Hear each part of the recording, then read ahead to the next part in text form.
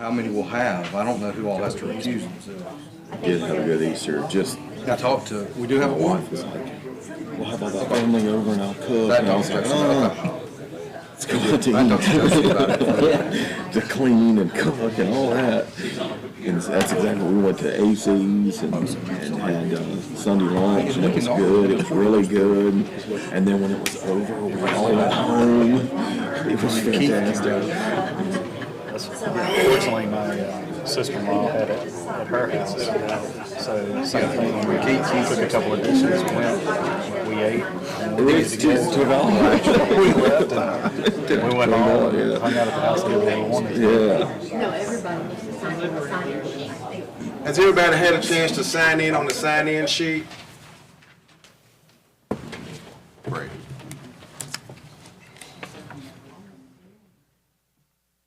Okay, we'll call the meeting to order. May we have the invocation by Commissioner Ashworth. If you'll bow your heads, we'll have the... Our Heavenly Father, we thank you for this beautiful day. We just ask that you go with us and guide us through this meeting. We ask that your influence over our decisions will be dominant. We just thank you so much for this opportunity to be here and to serve you in this way. For it's in Jesus' name we pray. Amen. Amen. May we have the roll call. Commissioner Ashworth, Here. Commissioner Thorne, Commissioner Clark, Here. Commissioner Mack, Here. Commissioner Jordan, Here. Commissioner Hawkins, Here. Commissioner Skeen, Here. Commissioner Safley. Here. Has everyone had opportunity to review the minutes? Is there a motion to approve? The minutes from. Is this we're talking February or about- March? Well, we're talking about February and March. Okay. Oh, yeah, March didn't have any. That's the minutes. March was no. Some of We us do it wasn't here, separately. March. I wasn't here for February, so I have to abstain. Separately because March is more of a memo anyway. All right, so we'll do the minutes for February meeting first. I'll make a motion. Second.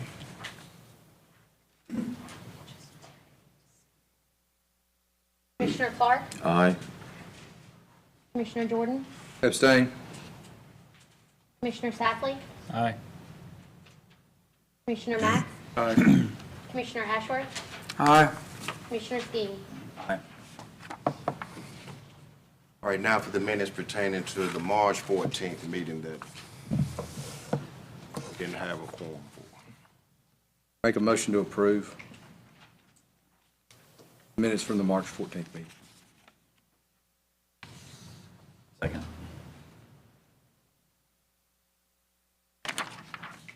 Commissioner Clark, Aye. Commissioner Jordan, Aye. Commissioner Safley, Abstain. Commissioner Mack, Abstain. Commissioner Ashworth, Aye. Commissioner Skeen. Aye.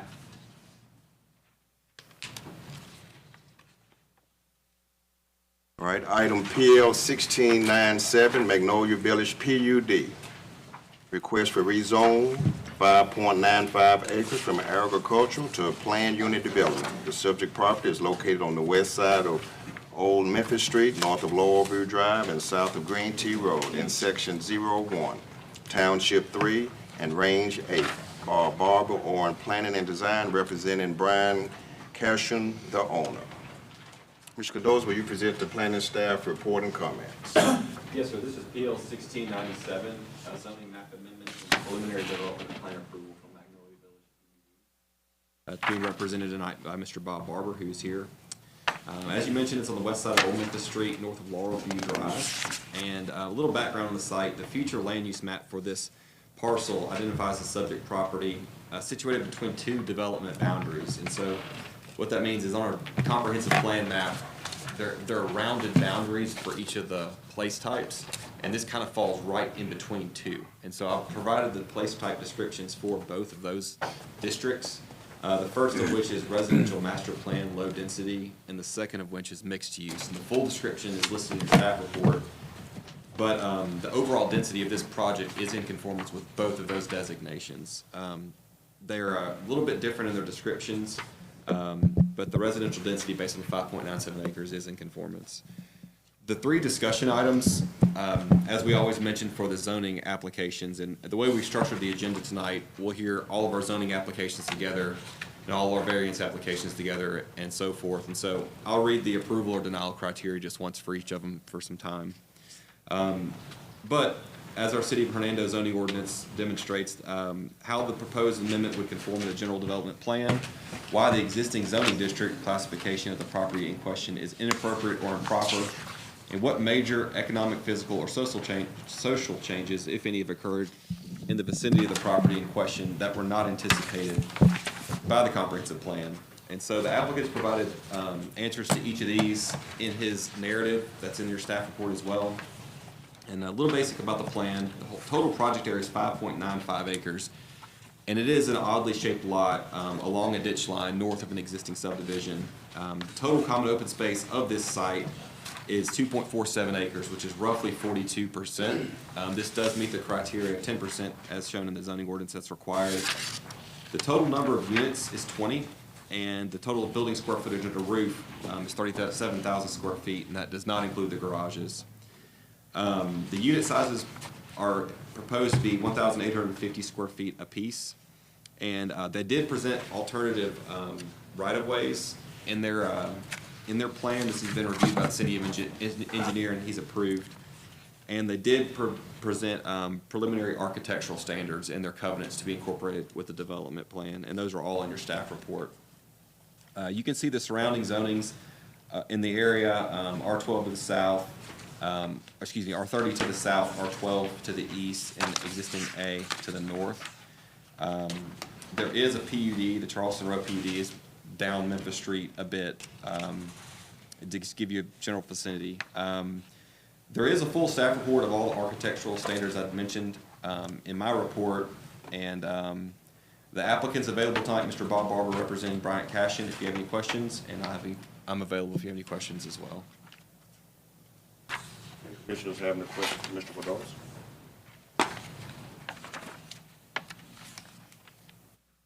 Would the applicant please come forward and state your name and address in its entirety? Mr. Chairman, my name is Bob Barber. I'm a partner with Orion Planning and Design. Our corporate office is Missoula, Montana, but I live in Hernando. I'm on Getwell Road, 919 Getwell Road South. Thank you for the opportunity to present to you tonight the proposed development Magnolia. As Austin has already thoroughly reviewed the application, I'll try not to repeat what's already been said and just get right to the heart of the matter, and I hope this advances. How does this work, Kristen? Is that not? There we go. Just a brief presentation that you will see there indicating a few thoughts about the site context and the site's history, and then those are actually, the numbers are out of order there. We'll go into the City of Hernando planning as item 2, and then 3, Magnolia Village design features, and then conclude it with the change in the neighborhood and the resulting public need for the proposed rezoning. So in terms of the site context and history, as Austin has already mentioned, this is not, here we go. No, it's working. I'm trying to coordinate with different machines, and I'm not doing a very good job of it. This is the site that you see outlined in red here, north on Old Highway 51 or Memphis Street, as has already been described, and just south of I-269. It is just about a half a mile south of the intersection there of Green Tea Road and Highway 51. And you will see the site layout here. We're looking from the north, a flyover from the north looking south into Laurelwood. As has already been stated by Austin, it is an oddly shaped piece of property. It's sort of a remnant of an agricultural field from years gone by, and it consists of just under 6 acres of the site.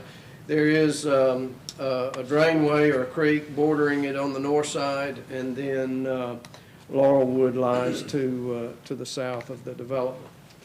And then looking from the street into the site, this is what you see. It's not a treed site, it's a former agricultural field. In fact, when we get through with the development, there'll be more trees there than are present now. This, again, is a perspective view looking from Old Memphis Street, looking west into the site.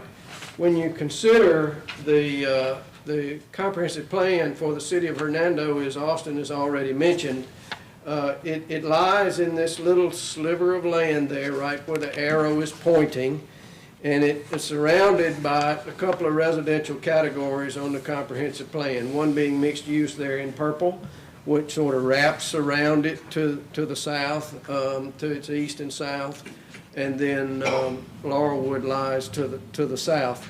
However, the densities, as the project is planned, do comply with both of those categories in your comprehensive plan. There are 20 units proposed on the site, and I believe the density calculation is 3.4 units to the acre with 40% open space in the site. This map already has been discussed, showing the zoning and the surrounding zoning. The site is called out there and is zoned agricultural for 1 acre lots. And there's a sewer lift station on this site, right on the edge of it. So that utility is available to it. After the zoning, that's the way that Hernando is regulating the area now, the basic planning provisions, and then also the zoning criteria. Moving into how we have taken the odd site, and it is an oddly shaped, as I said, remnant property. We have laid in the townhome design as you see it there, coming off of Old Memphis Street and then following into to the rear of the site. The townhomes face out on the creek, which is to the north. And if I can go approach and as you see, the buffer is left all across the south end. The homes are not backing up, and this buffer would be left and planted here. So the homes are accompanied by carriage-style garages. We'll show you the architecture in just a minute. There is on-street parking to accommodate guests, but each of the units, 1,850 square foot minimum with a 485 square foot carriage-style garage, are the specifications of the site plan. So that shows you the site plan and the data. You had that in your staff report. And then we get into the architectural details that Mr. Cashin, the developer, intends to apply to the site or build on the site. So different facades. These are not all the same kind of facade. There will be a minimum of 3 different facades in a run, as you see demonstrated here, so that it achieves individuality and has design distinction associated with it. These elements are detailed in your master plan. The 1.5-story units, the 1,850 square feet, front porches required at a minimum of 6-foot depth, concrete or washed concrete driveways, not asphalt, garages being carriage style, as I mentioned, trees 35 feet on center, landscaping, foundation plantings, irrigation of the site. All of that is detailed in the master plan. So as we look, and again, I'm coordinating 2 presentations here, so I'm a little behind on the screen. So that's the design specifications that you see in the master plan, and then the bottom image there indicates the carriage style garages, which are really high character kind of garage to serve the units. And then more precedent imagery to convey the nature of the architecture that's going to be proposed for the 20 homes in Magnolia. So finally, the changes in the neighborhood and public need for the site.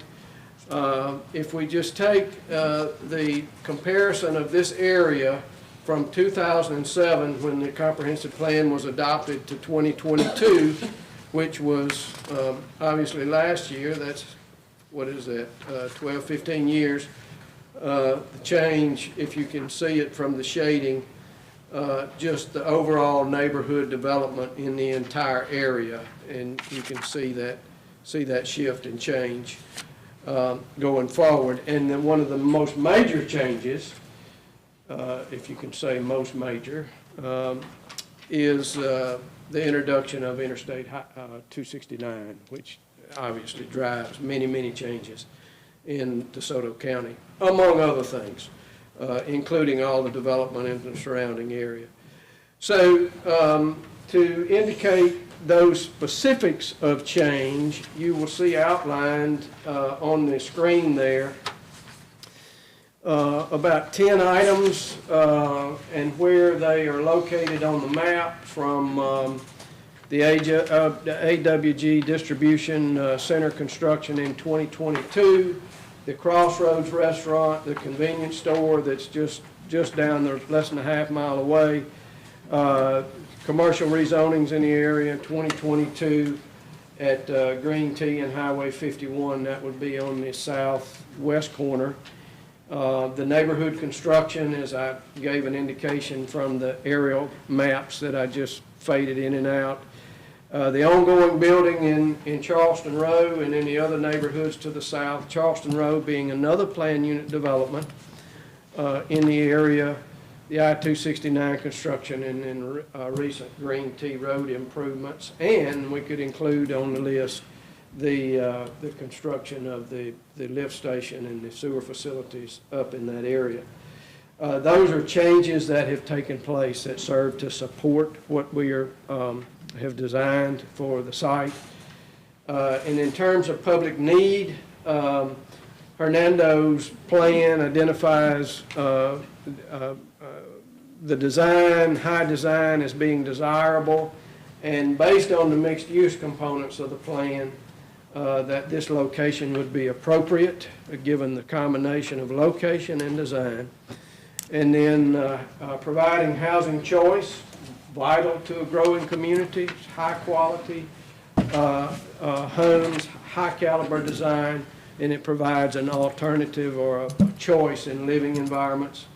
Hernando's economic development efforts require expanded unit capacity, and then a high quality, a very high quality neighborhood transition we would assert is needed to buffer the more intensively planned areas that will be coming to the north. So this serves as a very good transition into the neighborhoods to the south. So, Mr. Chairman, that would conclude the presentation with the context of the site, what the oddities of the property, the way Hernando addresses it in its planning, the character of the design and the architecture that's going to be there, and then the supporting public need and changes in the neighborhood to justify the rezoning. So from there, questions on that? A question for Mr. Barr? I heard you say that Hernando, it's in Hernando's planning, but is it in the general development plan? I don't know what that area is currently intended to be in the general development plan. I wasn't sure. General development, I may have missed that. we've got it right here. Come on. And you don't have to, I mean, you could tell me. It is, well, it's an oddity on the map, so I wanted to show it to you. Okay. It's surrounded in certain ways by mixed-use development, and then there's low density to the south. So our site is this sliver right here. And you can see the plan doesn't fully incorporate it from any direction.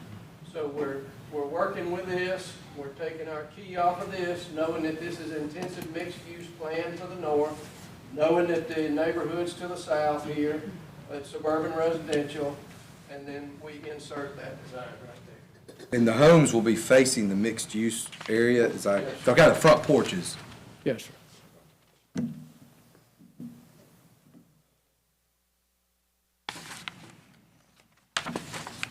That mixed-use area, it is buildable because it looks like, it looks like a floodplain, or is it, it's not a, It's not impacted by floodplain.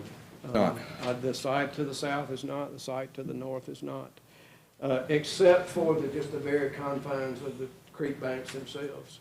It's all to the north is buildable.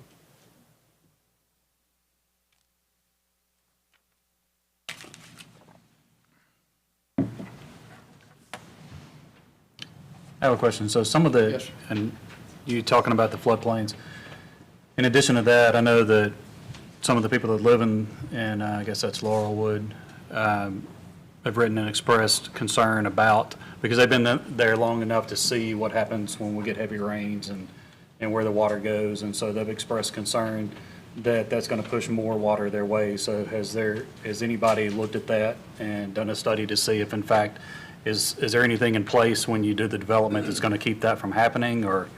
We have not done the drain, it hadn't been engineered, but as we look at the site plan, this water, so this is curved right here, this is a green buffer, so the water is not flowing over this curve, it'll be flowing to the ditch. Now, I don't know if it enters down here or if it enters here, but you see we do have some detention areas planned to accommodate the water and then discharge into the creek. and Bob, it might help, one of the residents, we got an email, I don't know if you got it, and I don't know if they're I here. haven't seen it. Or lot 35, I think, had an issue, they were concerned, they said a lot of runoff goes that direction from their lot. So I don't know if you know where lot 35 on Laurelwood is, but it might help to identify that. I don't know.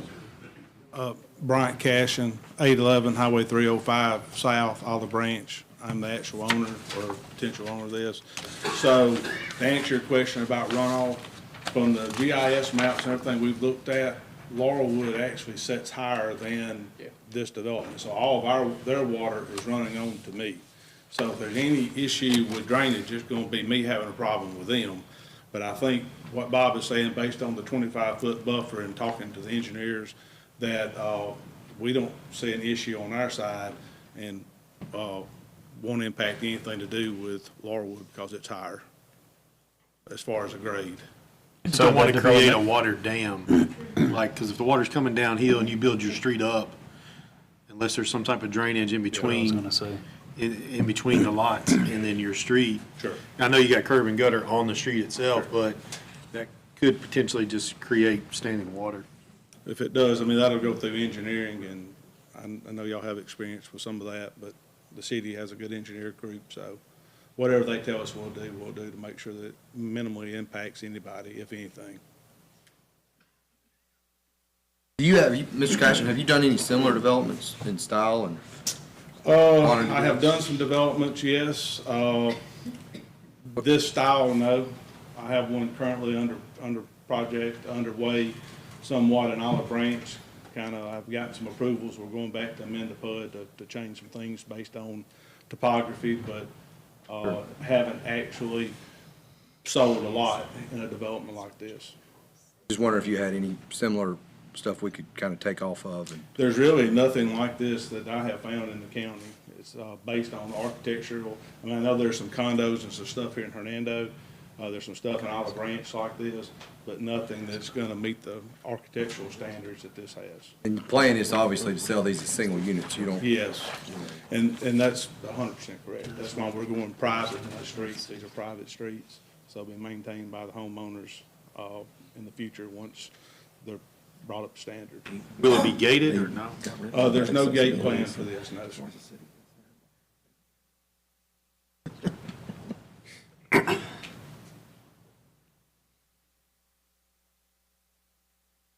Any other questions for the applicant? Thank you. Thank y'all.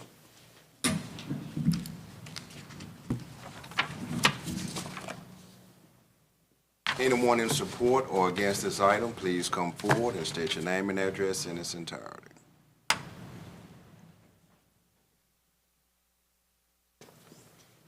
I'm Mike Adams, 696 Christie's Court, just south of the roundabout to the left there.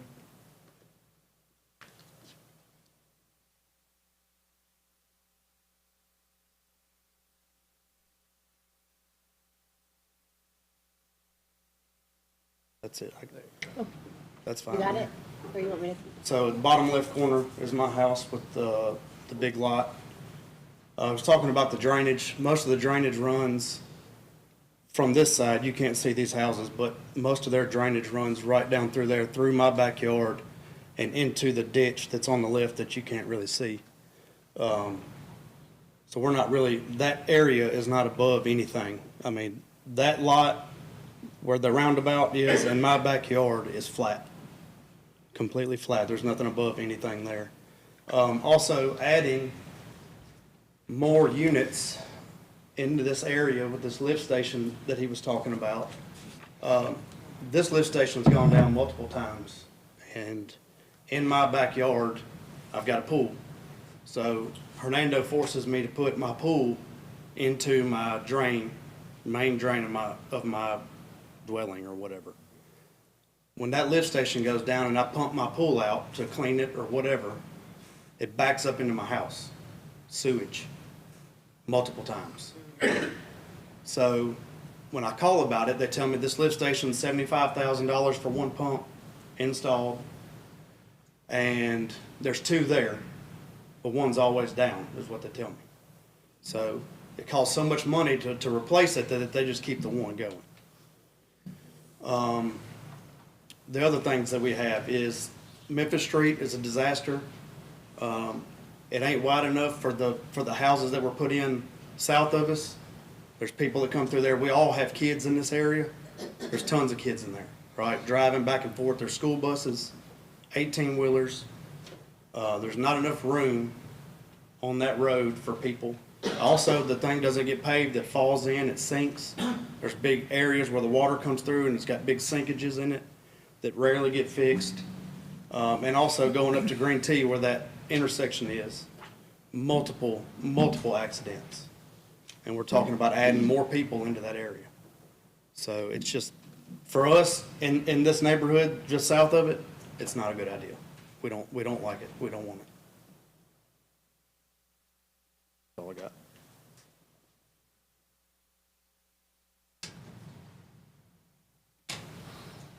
Hi. So I'm Janice Zeller, and I live in the house next to his. Our land is flat right out to that ground. The house beside us and going further down to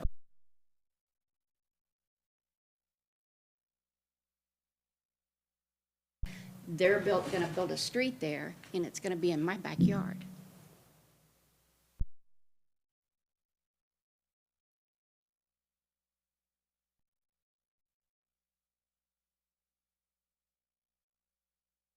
With the pool, and that ground is flat. I can walk straight out into that field. So I'm just not thrilled with the fact that what they want to do there.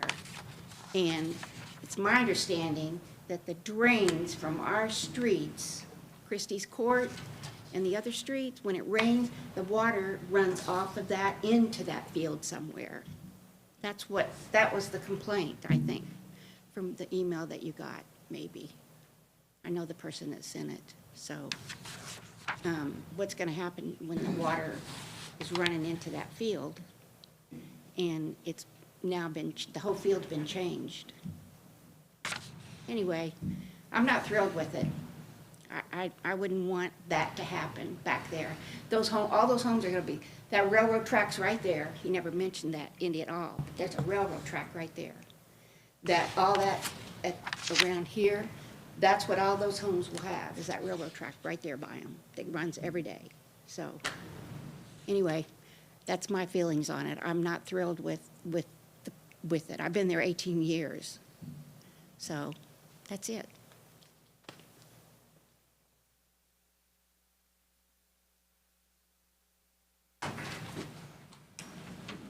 My name's Brian Darty, 634 Christie's Court. I'm somewhere in the middle. I really wasn't planning on speaking, but I got a question. Can I just address them directly, or you?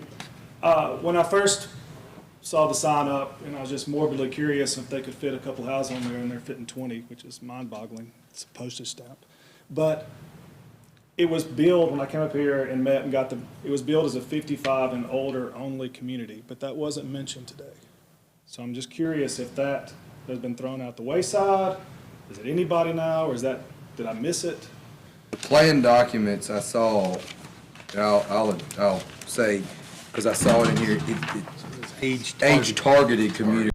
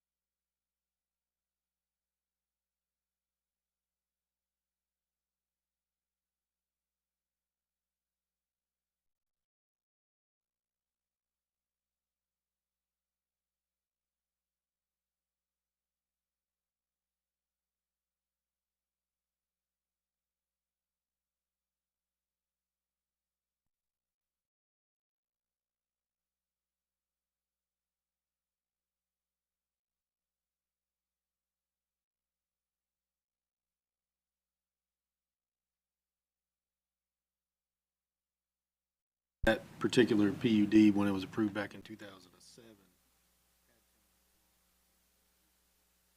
This year, the townhomes went away. But that wasn't due, was that due to? And the developer said, he said, hey, I heard you loud and clear, Hernando doesn't like townhomes, I've taken them out and increased all the other square footage. But they had the room to do it. Yeah, I think, to clarify on that one, I think he's mentioned the multifamily. That was Fox multifamily on the western end of the site. There's apartments along the interstate there. Actually had when they originally submitted that second submittal, they had additional townhomes in it from the original, and then they removed them. I think that's where the townhomes came in. Townhomes have a tendency to turn into rental homes. Exactly. And especially if you don't have age restricted. Good afternoon. My name is Clarence Boone, and I live at 435 Old Highway 51. You probably know that from 51 Highway coming from Hernando is named Memphis Street until you get to Ferguson, right in there, then it's Old Highway 51. So I don't know why that was divided up like that, Old Memphis Street. But I'm still on Old Memphis Street, but I'm on Old Highway 51. I was born and raised in that area, and so I've seen this entire area be redeveloped with homes. And my family still owns a lot of agricultural property in that area. Like the other gentleman stated about the traffic, and the drainage is terrible coming down 51, Old Highway 51 and Memphis Street. I have reported it to the police department several times. I guess some of the younger people, maybe people just in a hurry trying to get to work or whatever. But the speed limit is 35.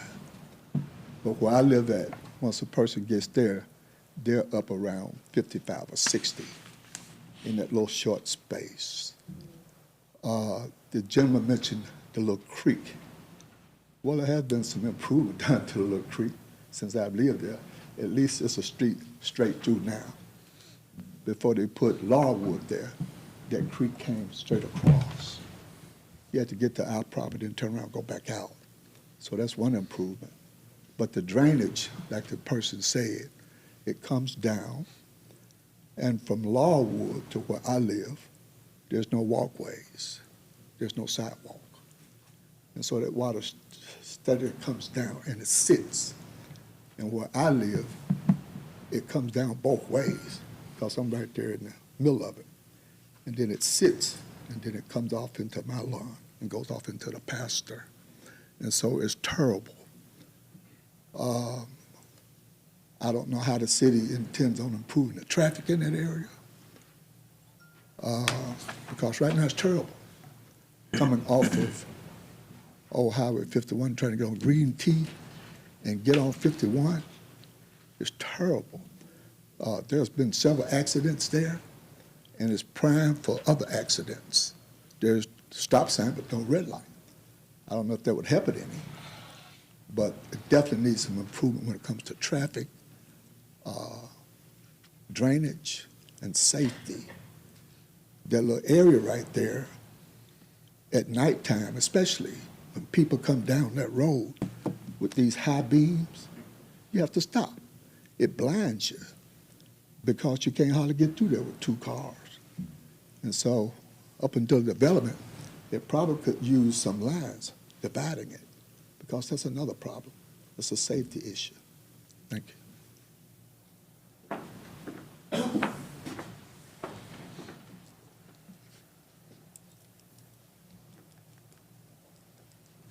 Yeah, I have a question, so come, if you could, Mr. Barber. But go ahead. Just a comment on some of the comments. The creek, it's a big creek. It is. It's deep. It is not on this property. It's owned by the property owner to the north. And in fact, the north line is a substantial distance off the top bank of that, I don't know what we want to call it, drainway, ditch, creek. It's set back. With regard to the water issues, yes, we are very aware of the requirement and the responsibility and the duty to care properly for the drainage. And we will, through the engineering process. The drainage, it will be designed in a way that will not impact or aggravate any existing situation there, and quite frankly could have served to alleviate some of it if there's a problem there by the time it's improved. And in terms of road construction, this is, well, it's a little bit off the screen there, but we do have to improve our road frontage. There will be turn lanes so that you can decel and get into the development, will be accommodated without backing traffic up or creating a traffic hazard in that manner. And we cannot control people who speed. So there's not much we can do about that. But in terms of the entry into the subdivision, it will be safe and it will be engineered to City of Hernando standards. So appreciate the concerns and the comments, and that's what we have. And this is where, and I'd asked you about the general development plan, and in the report that we have, it's shaded in to be residential master plan low density. If I'm reading this right, am I reading that right? It's unclear. It's right in between those two. So if you can see the long skinny piece between mixed use and master plan low density. That's it colored right there. It says site on it. So, I mean, this that's may his- just be noted in that So I color. think that's on his presentation. If you go to my map from what I presented as your exhibit on like the second to last page, I think, or, Okay. yeah. Not second to last page, it's like 10th to last page, actually, so this one, it gives you a better idea of kind of, Okay. I assume they meant to follow it by a section line, but it's just white, and so it's left out of the boundary. The new general development plan that we just said we're evaluating right now? This is our existing plan from 2007. Okay, yes, but the new one that we've been evaluating possibly to implement, it's under consideration. Does this have it in this mixed use? It has a lot more mixed use actually in the new plan, but the reason I don't reference that new plan is I expect some pretty major edits to it with the next rounds of public hearing, and so I don't want it, some of this to Understood. change in reference. Big Understood. I knew I had seen something, I thought, but I'm assuming that's just because of the way it's listed in there.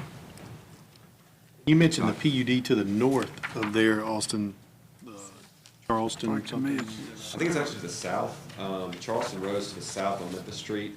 If you look at your zoning map, it's probably a third to half a mile south of the site. And it's split into two developed designations, Beacon Hill and Charleston Road. It's all part of that Charleston Road PUD. Where Fork Creek runs into Highway 51 is where that PUD is located. I see it, okay. And to the comment about the over 55, that's a fair question because it says age targeted, which it leaves us no teeth in covenants. And so if something's to be decided, it would be helpful to note that tonight. Yeah, I mean, have y'all considered making it age restricted? We have, we're in discussion right now. We've met with some of the aldermen, and they brought that up as well, but we're working through that with them, how we would manage it, how we would write our covenants. As of right now, we're proceeding with age targeted, but I'm 100% sure before this thing gets approved, it's gonna be 55 and older. But I'm gonna wait and see kind of what my attorneys say and correspondence with the aldermen. I guess we could recommend approval under the basis that it was, because what we're doing is making a recommendation. We could make the recommendation that it be done with an age restriction, couldn't we? Yeah. If it was made the motion that way. Ultimately, it would be with their concurrence. Yeah, they would have to do it. They would have to do it. Yeah, they don't have to. What about the concern, I guess it had to be in the covenants too, for as far as the rentals? We have, of course, I don't know, you probably don't know what I do for a living, but I work for a bank and, my real job. And excluding rentals is considered by HUD to be discriminatory. And I am trying to work with my attorneys on that because that has come up as well. One of the reasons that we have went to this plan, it basically kills everything that a rental company wants. Rental companies want to know exactly what their payment's going to be, what their taxes are going to be, and very little change. That's why this architecture is like it is because this house is going to cost probably $30,000 to $40,000 more than what would be able to be used as a rental.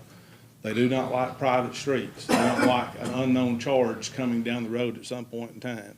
They don't like a HOA who's monitoring who can live there and who can't. They don't like the fact that the HOA could come in and say, you've got to upgrade your flower beds, or you've got to do A, B, and C. So that's what we have done to try to discourage that to the bitter end. But like I said, as of right now, it is age targeted, and it is, that stipulation, I haven't put that in there just because I don't need anything to come back and get me fired because, you know, in today's world, everybody wants to point the finger of, hey, these people are being discriminatory. I just can't take that risk at this point in time. Like I said, our attorneys are working through that, but I can assure you, you know, you're looking at. It's gonna be a pretty hefty HOA monthly fee. Yes, sir, and that's For subject, 42% and of it's that. subject to change at any point in time. So if something was to happen and let's just say whatever something happens to the driveway, we get a winter kill just like we just had. I don't know if anybody else has experienced it, but everything in my flower bed is dead. Well, that money's probably not gonna be an HOA set aside for that, so they're gonna have to assess everybody. Those are the things that, like I said, rental companies do not like. And right now, if you do the math, you know, these houses are gonna be probably, I hope to be in the $400,000 range. You know, it's just hard for them to get enough rent right now with rates like they are to be able to make a living doing that. That's why you're seeing these rental companies are not really in our market anymore, because rates are not at 3.25% and 4%. They're at 6.5% to 7%.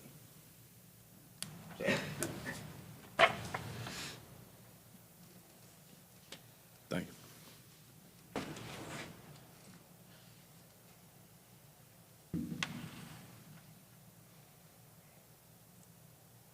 Anyone else in support or against this item?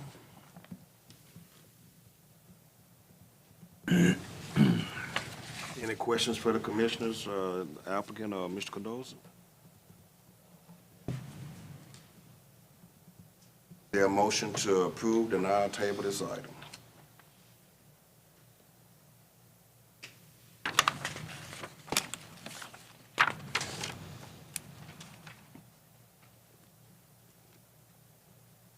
I'll make a motion to recommend approval to the Board of Aldermen of a rezoning requested by Bob Barber, Orion Planning and Design, representing Bryant Cashion, known as the Magnolia Village PUD.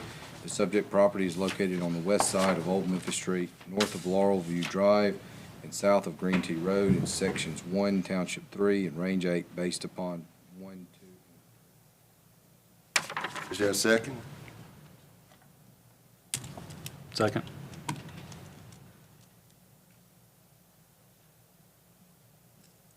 Commissioner Clark, Aye. Commissioner Jordan, Aye. Commissioner Safley, Aye. Commissioner Mack, Aye. Commissioner Ashworth, Aye. Commissioner Skeen.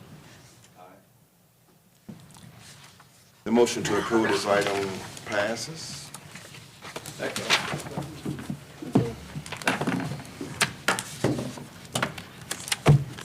Next item is PL 1705, 3181 Highway 51 North, Hilltop, M-1. Request to rezone 3.87 acres from agricultural I'm going to residential. recuse myself on this one. Okay.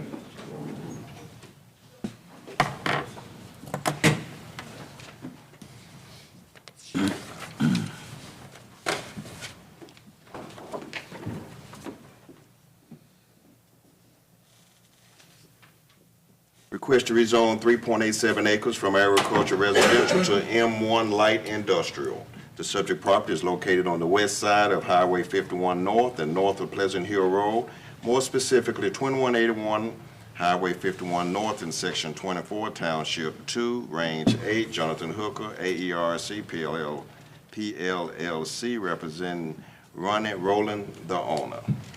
Mr. Cardoza, would you provide to staff planning comments and report? Yes, sir. This is PL 1705. Jonathan Hooker with AERC is representing Ronnie Rowland for a 3.87 acre parcel from AR to a proposed M1 light industrial district. It's at 2181 Highway 51 North at the location you just mentioned. For the general development plan, the currently adopted general development plan identifies this property as activity master plan commercial land use designation. There's a map in your staff report, and there's a brief description in your staff report as well, but generally speaking, this category is to provide modern, attractive, and efficient retail, personal, and professional commercial facilities along major arterial roadways. It specifically does not allow distribution centers. As in the last application, this is an application for rezoning, so the discussion criteria of 1, 2, and 3 of the conformance with the general development plan, the existing zoning district classification being inappropriate or improper, and what changes in the area have occurred are approval or denial criteria, and the applicant has provided answers to each of those items. In your staff report, you'll see there's a building elevation and proposed site plan.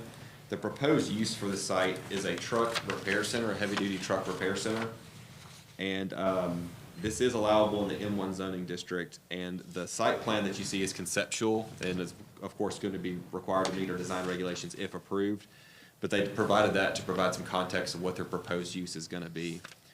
We did include a map, a location map, a site map, and a zoning map to give you a general idea of the surrounding zoning districts. Across the street is M1 Light Industrial.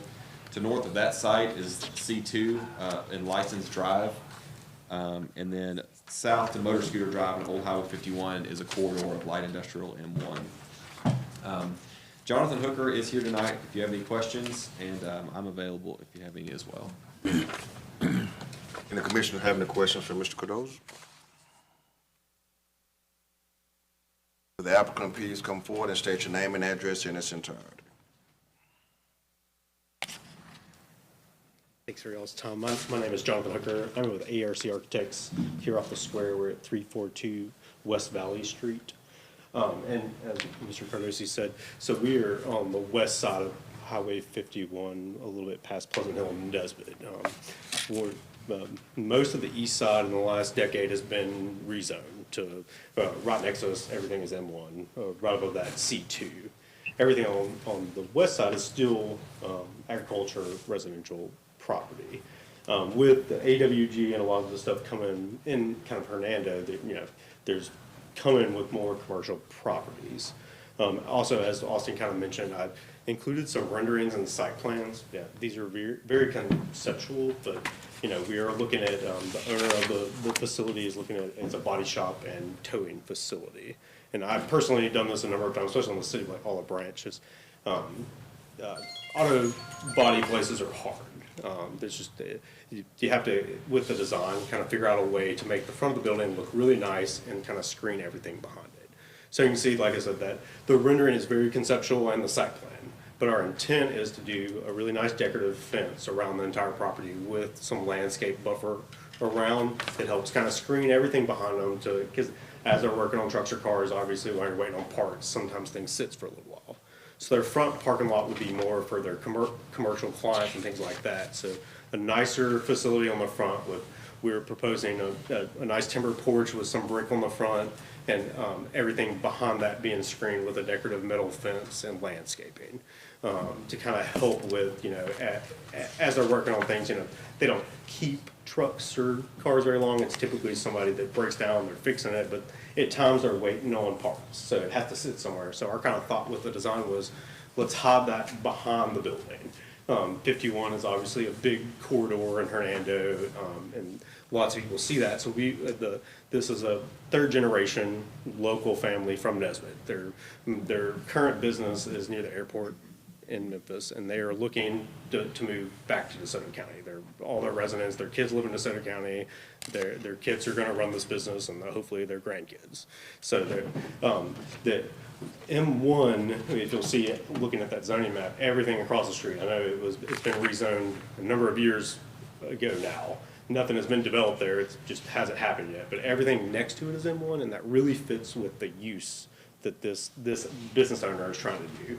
But we don't want M1 to make you feel like that's what we're stuck to with outside the building. They do want to make this isn't going to just be a metal building from the front. We want to make a nice presence on 51. This is this family's land, and they want to do something that brings a good image to Hernando and their company.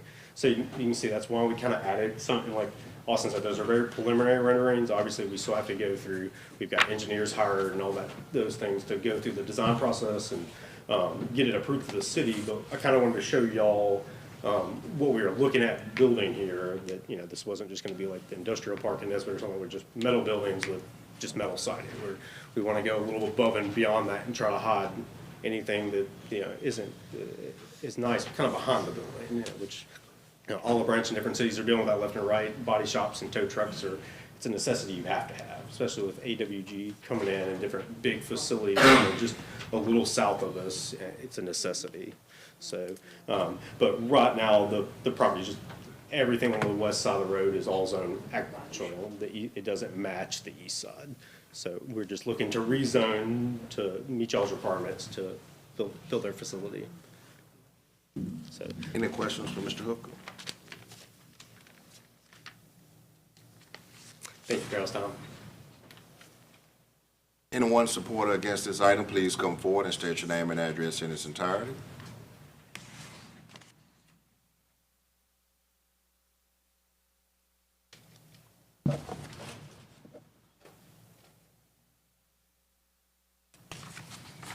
Is there a motion to approve, deny, or table this item? I'll make a motion to recommend approval to the Board of Aldermen of the zoning map amendment from the AR Agricultural Residential District to M1 Light Industrial District, 3.87 acres, subject property, parcel number 2086240100000500. It's located on the west side of Highway 51 North and north of Pleasant Hill Road, more specifically 2181 Highway 51 North in Section 24, Township 2, Range 8, based upon the following 1 through 3. Is there a second? Second.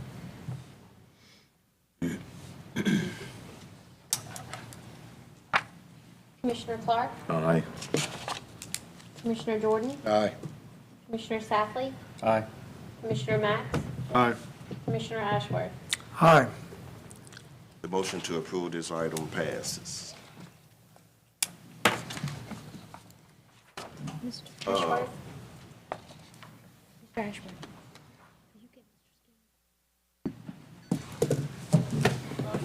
He's gonna have to be back. Does he have to come in and recuse himself? Yeah. As long as we make note of it in the minutes, it's fine.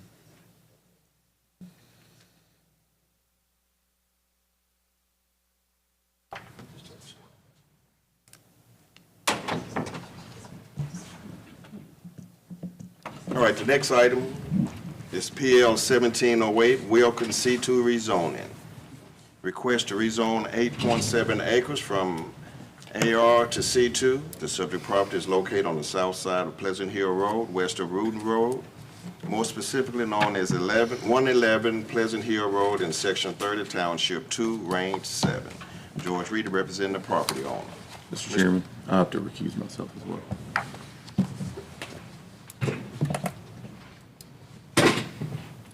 And Kristen, for the record, let's make note that Commissioner Skeen is still out of the room. Yeah. Mr. Cardozo, you the planning staff comments and report. Yes, sir. This is PL 1705, a zoning map amendment request from the existing AR Agricultural Residential District to the C2 Highway Commercial District. And the parcel is 8.7 acres on the south side of Pleasant Hill, west of Wooten Road. George Reedy's here tonight representing Kyle Wilkins, who's the owner of the property, requesting rezoning of that 8.7 acres I just mentioned. The future land use map for the city's currently adopted general development plan identifies the subject property as a rural residential land use designation, the purpose of which is to provide areas of single-family lots of at least an acre in size, agricultural activities, hobby farms. And I've included the full land use and density policy for this in the staff report that you see, and there are 8 additional uses that are allowable, and non-residential land uses applicable to this zoning request should only be encouraged within residential neighborhoods only when they provide necessary convenience activities and don't provide a greater service area of that neighborhood. Additionally, there's a buffer policy required for this type of request. In the discussion, it's the same 3 criteria I've mentioned the last 2 applications about the conformance to the general development plan, the existing district's classifications being inappropriate or improper, and what changes have occurred in the area. The applicant did provide a response to each of those 3 questions in your staff report, and he can better address them when he speaks here in just a second. I did provide a surrounding zoning map. There's C2 commercial to the west and north of the site, and then to the south and to the east is existing AR and is surrounded by Wooten Drive and the existing rural subdivision. There is a site map and a future land use map in your staff report. As you can see, it says 95. All access to the site is off of Pleasant Hill Road. There is a house on the site, but that driveway actually comes off of Pleasant Hill. It doesn't appear really great in your aerials, but that's where the proposed access is for this site. I also included the full zoning text for the AR and the C2 district to give you an idea of all the proposed uses that could go there. And there's a proposed plat in the back of your staff report, the action of which is another application on tonight's staff report. So this is simply the zoning, and there's another application just asking to put those lots together into one. So the request right now is to go from AR to C2 Highway Commercial. George Reedy's here tonight if you have any questions, and I'm available as well. And the commissioners have any questions for Mr. Cardozo? That's right. Would the applicant please come forward and state your name and address in its entirety?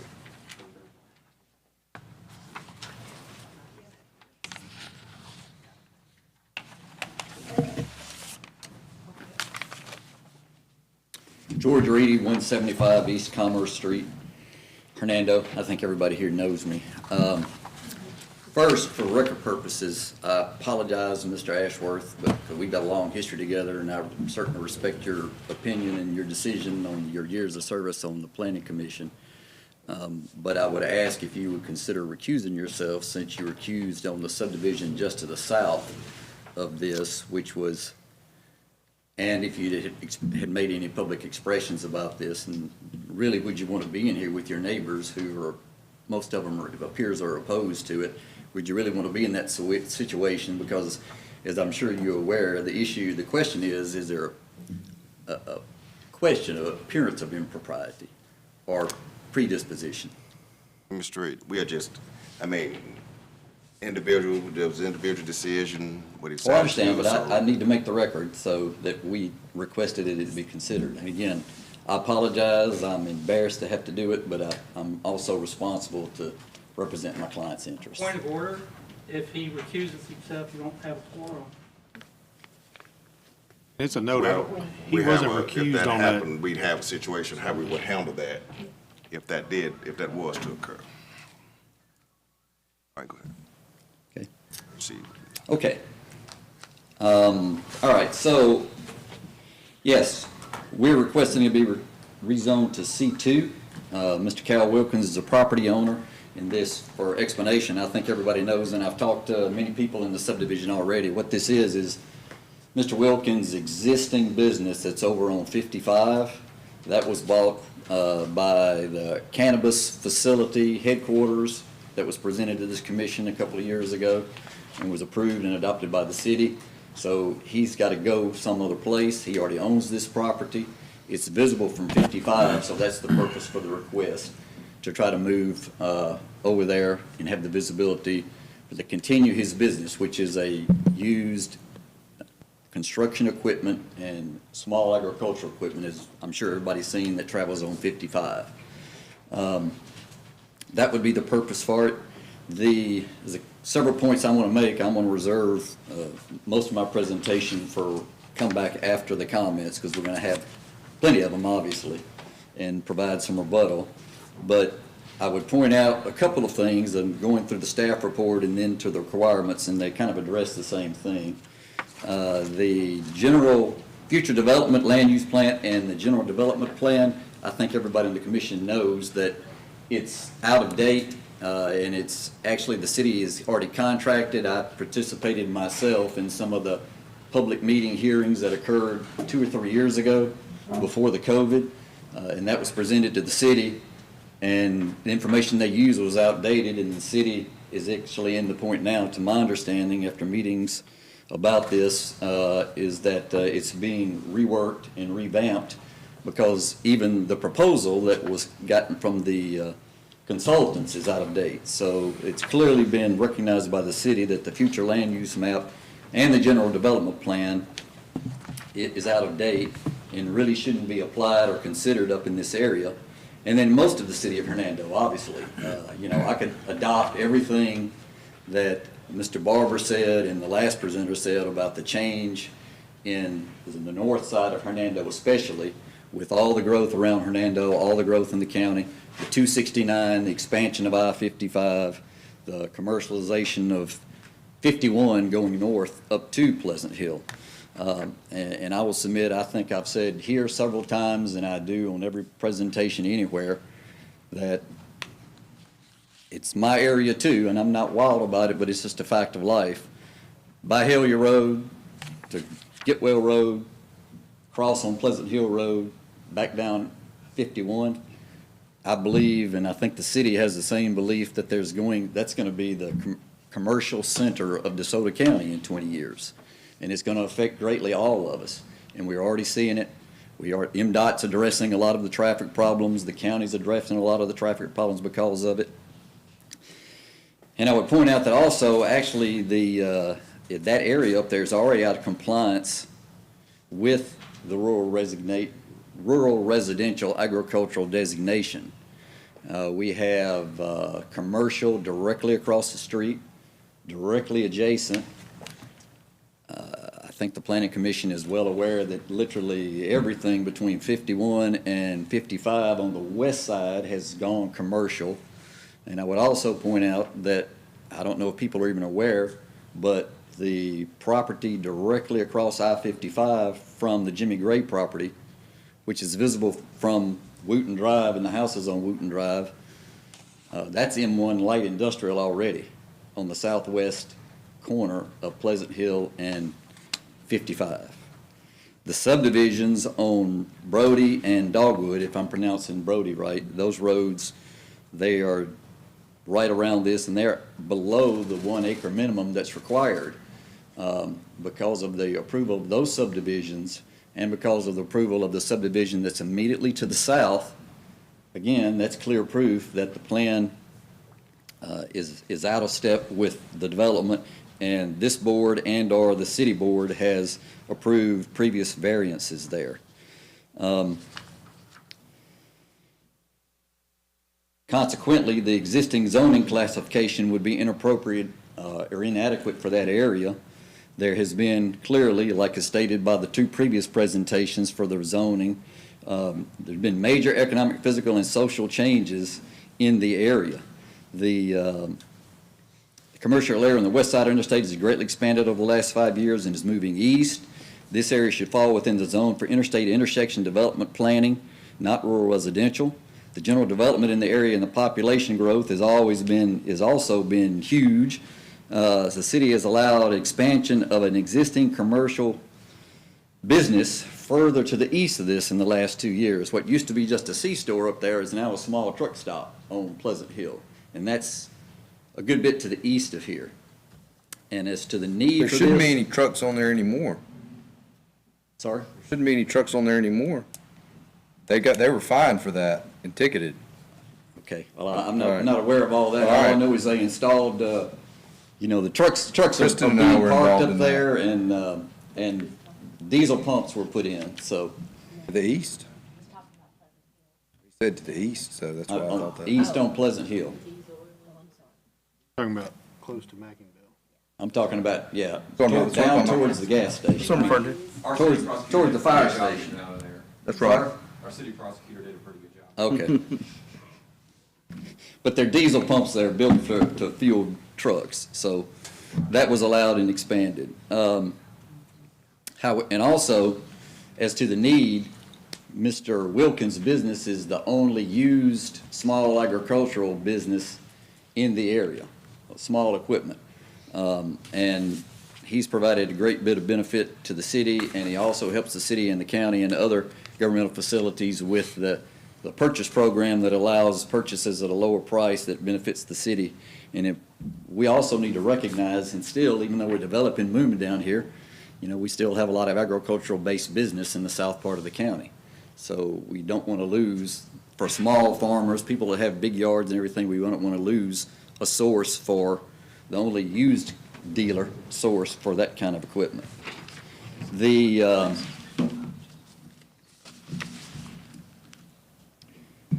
Also, I'm not sure if even everybody's aware of it, but the DeSoto County's plan shows this is not in the city, but of course the DeSoto County's plan for this area shows that this is to be included in interstate interchange development rules because they specifically list I-55 and Pleasant Hill Road, and Pleasant Hill Road is also listed in the county's major transportation corridor on their new adopted plan.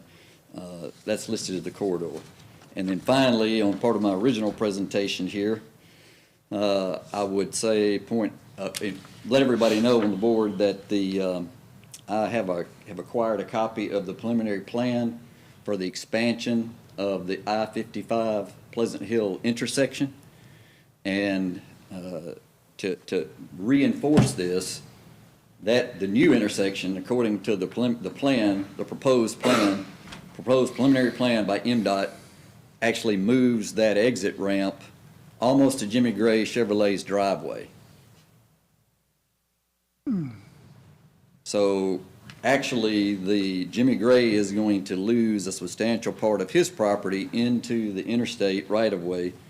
And I don't know if any of these people are here. I think Ms. Reba is here, but lots 11, 12, 13, 17, and I don't know the lot number, whichever one Mr. McMillan's lot is. They're actually, the backside of their lots would be going into the new right-of-way for the expanded I-55 intersection at Pleasant Hill.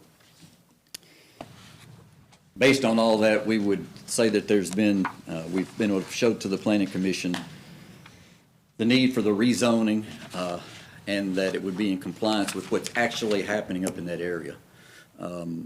There is attached a plat on the back that shows what we're going to do. As it stands now, Mr. Cal is voluntarily going to set back 35 feet from the road right-of-way and won't disturb any of the trees or anything that's in there. That'll all be left that to give an extra buffer to Wooten Road, and he is going to do the planting. I'm sure the site plan would have to be approved, whatever, but his plan is to do a planting of evergreens and/or weeping privet to provide a screen along the right-of-way of Wooten Drive, which would actually hide his place and Jimmy Gray's place more, because right now, the houses that are on Wooten Drive, facing Wooten Drive from the other side, they're looking through this property onto what unfortunately has become not a great condition on the old Jimmy Gray site up there with the construction company or the environmental recovery company that's been using it, and it's gone down a good bit. I'm happy to answer any questions. Like I said, I'll reserve some more time for after the discussion by the community, if that's okay.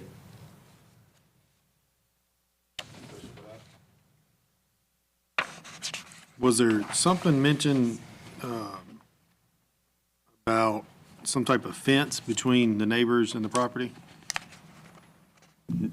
Nothing in permanent. I mean, if the city or the neighbors want it, I'm sure that it's going to be a requirement of the city if they would prefer to have a fence. I don't think that would be. Mr. Wilkins is very happy to do that. Mr. Wilkins has had several projects in the city over the years, and they've all been approved, and there hadn't been any problems. And in fact, to my understanding, is the city's been happy with how the developments have turned out. I know there has been some discussion. I've heard it. You know, I'm part of the community too. There's not much that happens that I don't hear since I was in politics for my whole life, I guess, up here. There's been discussion about, well, Mr. Cal's projects, he's not in compliance over there where he is.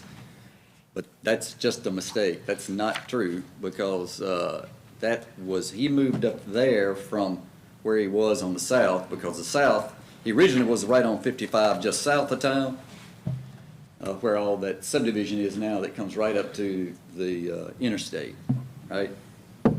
And then he moved up there, and that was when Mr. Briley was head of the planning department.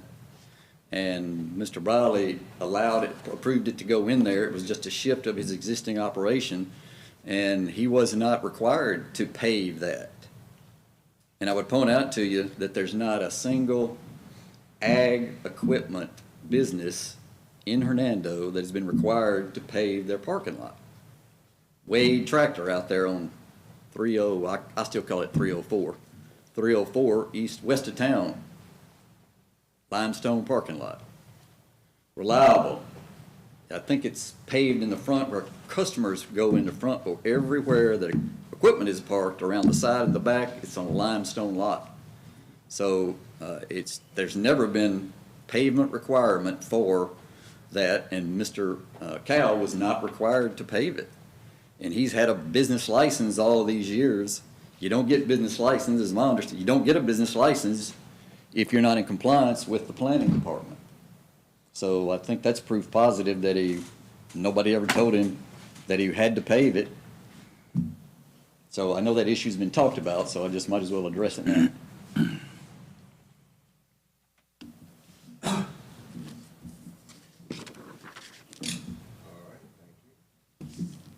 Okay. Anyone support or against this item, please come forward and state your name and address in its entirety.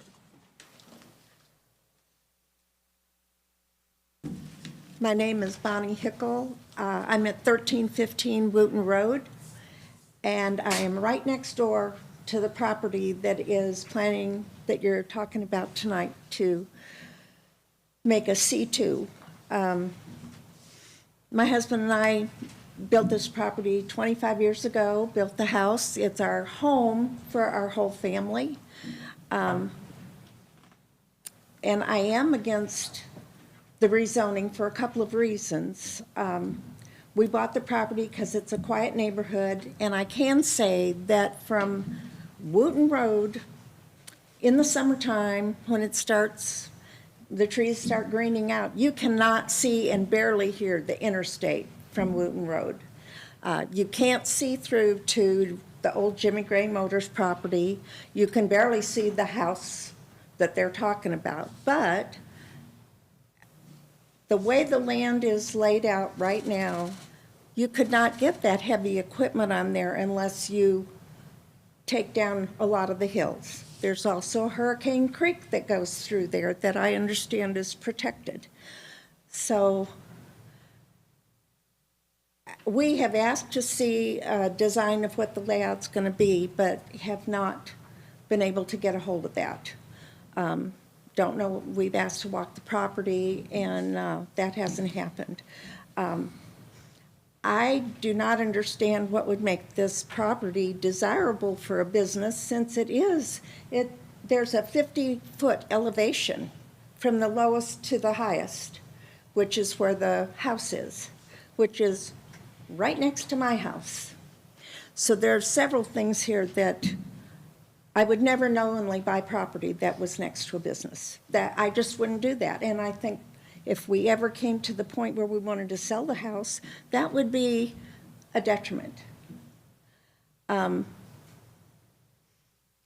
don't quite understand what the advantages would be to Hernando to rezone this property. I mean, it's residential or agricultural residential. You know, improve it that way rather than put another business there. Now, the two Jimmy Gray Motors and the property that's right across from it are all very, very flat. And like I said, you cannot see those from the other streets, Wooten, Brody, Hall, those streets that are there. And I would like to ask, I know Mr. Wilkins owns other properties in Hernando.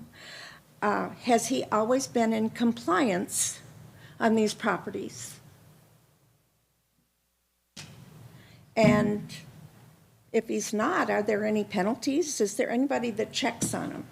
If he says he's going to do all of this stuff and he doesn't do it, what is the recourse for it? And I'd also like to know, when did he purchase this property? Was it recently to build this, or has he owned it for a while, or how long? I think that's all I have to say right now. Thank you.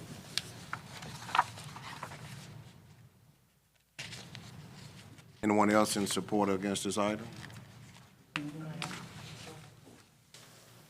I have a PowerPoint presentation, if I could get that pulled up and borrow your zapper.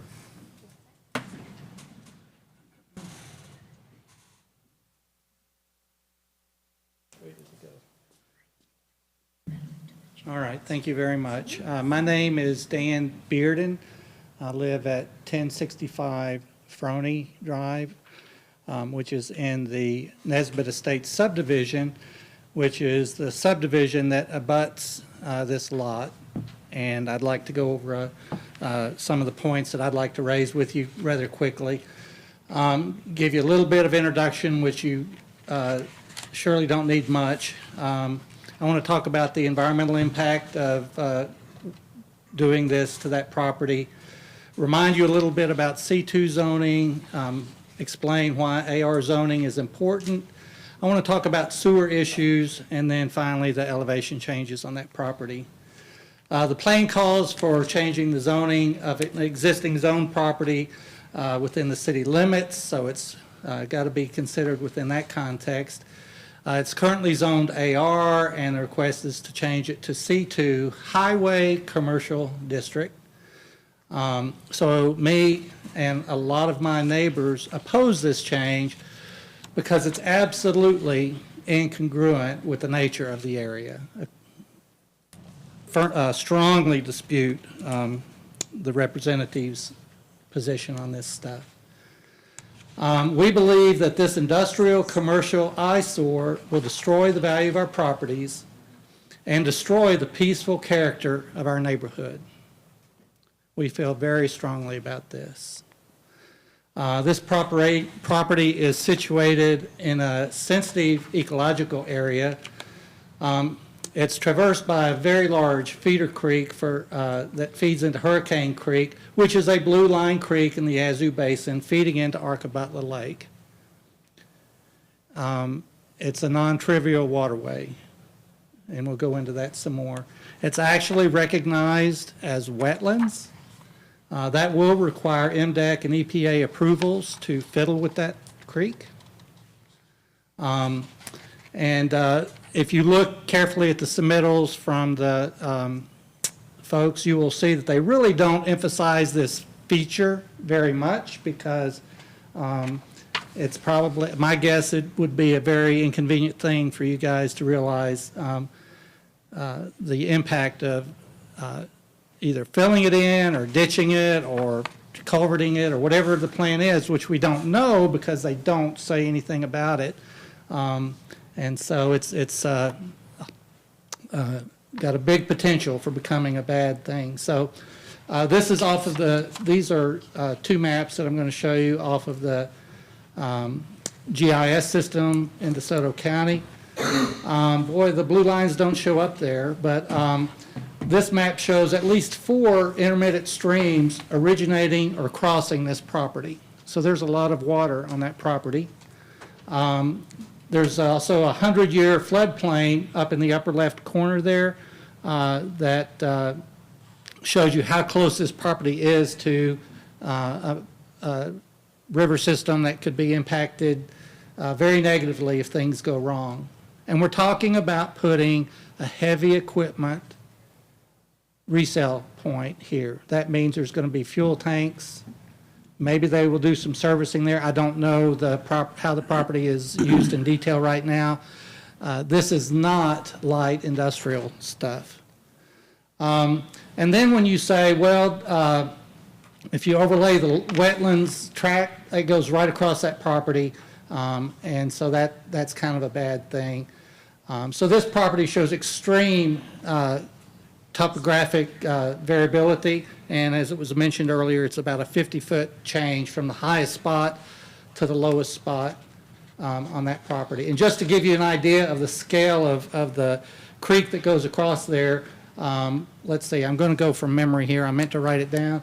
I think the culvert on the right side, which goes under Wooten, is about a 38-inch storm culvert, and on the left side, on the west side, it's a 48 or so inch culvert. This creek carries a lot of water when it's running hard. Okay, C2 zoning, let's talk about that. In the future land use map, it is listed as rural residential and not commercial. Now, you may want to dismiss that, but that's the law. That's what y'all have in place right now.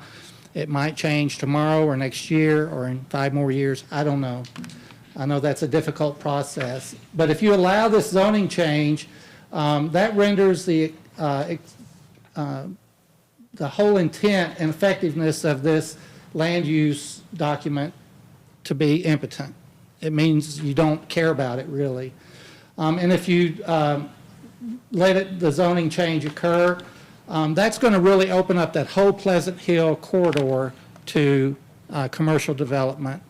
As you know, if you've driven that, it really feels rural, or, there's homes along there, families. And yes, there's a gas station that has grown. Yes, there's a large high school further east on the road. But the point would be, at some point, this commission is going to have to decide, are we really going to make an industrial corridor through there? My hope would be that you would draw the line. The districts are in the zoning ordinance, the C2 districts are primarily located along heavily traveled state and federal highways.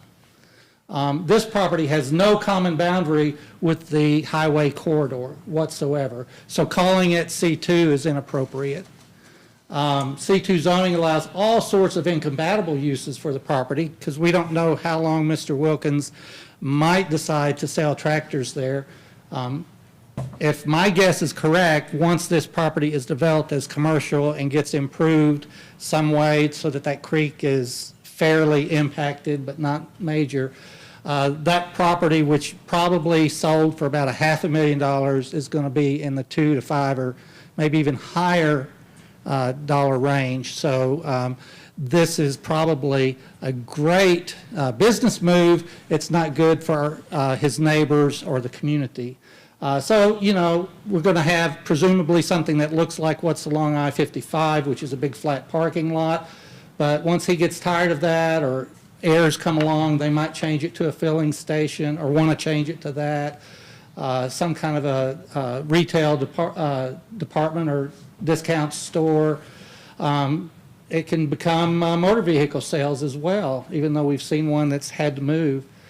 Of course, we always have the cannabis industry that might want to park there, and I don't know whether they need fresh water to do that business. Maybe they do.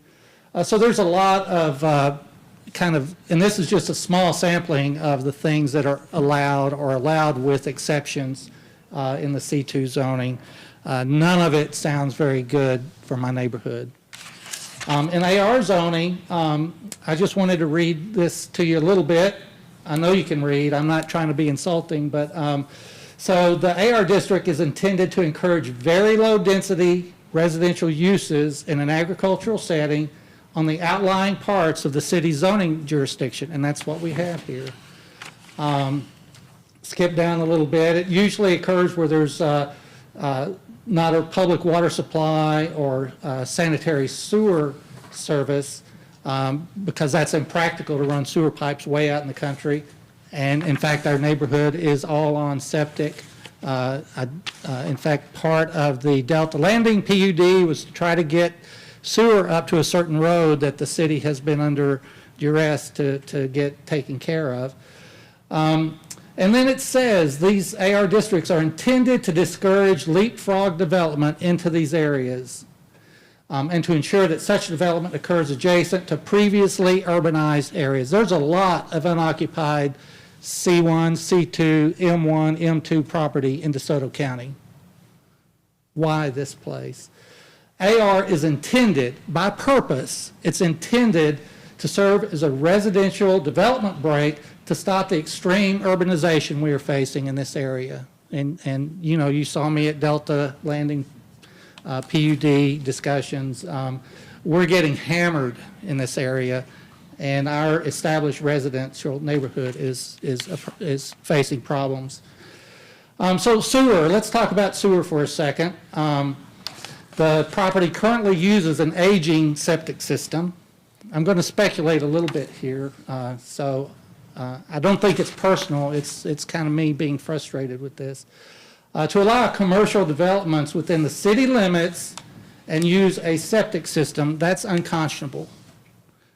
Somebody has to put sewer to commercial property. It just doesn't make sense to not do that. The submittals do not even show the closest possible sewer connection because it's miles away right now, as far as I know, as far as I understand, or it's on the other side of the interstate. I don't know. It's quite possible that the developer is trying to avoid the expense of properly connecting this industrial site to a proper sewage system, and he wants to, as far as my understanding is, he wants to use the septic system associated with that house that's on that property. That doesn't fly. If you decide to approve or endorse this change request, you should require the developer to connect to a proper sewer system that can handle the anticipated industrial waste that could come off of this property. I would say most likely is going to come off of this property. Otherwise, you're inviting an environmental catastrophe. All right, so this property is really hilly. I haven't walked it because I think I'm too old and fat to make it up that hill. Just, plus I didn't want to trespass. So the provided topographic survey shows an elevation change of 48 feet nominally between the highest point and the lowest point of this property. That's a pretty steep hill.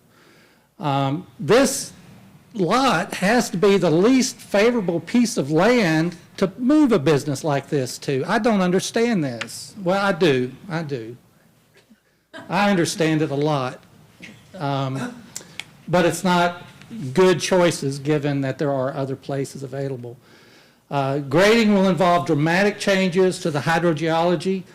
You're going to cause flooding, erosion, and difficulties for all of the adjacent neighbors, maybe the whole neighborhood, because you see there were those four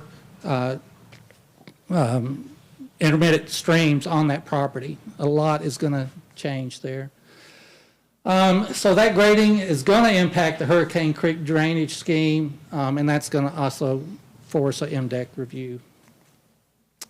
This property is flatly unsuitable for C2 zoning, flat out. I don't see how you can see it any other way. I just don't.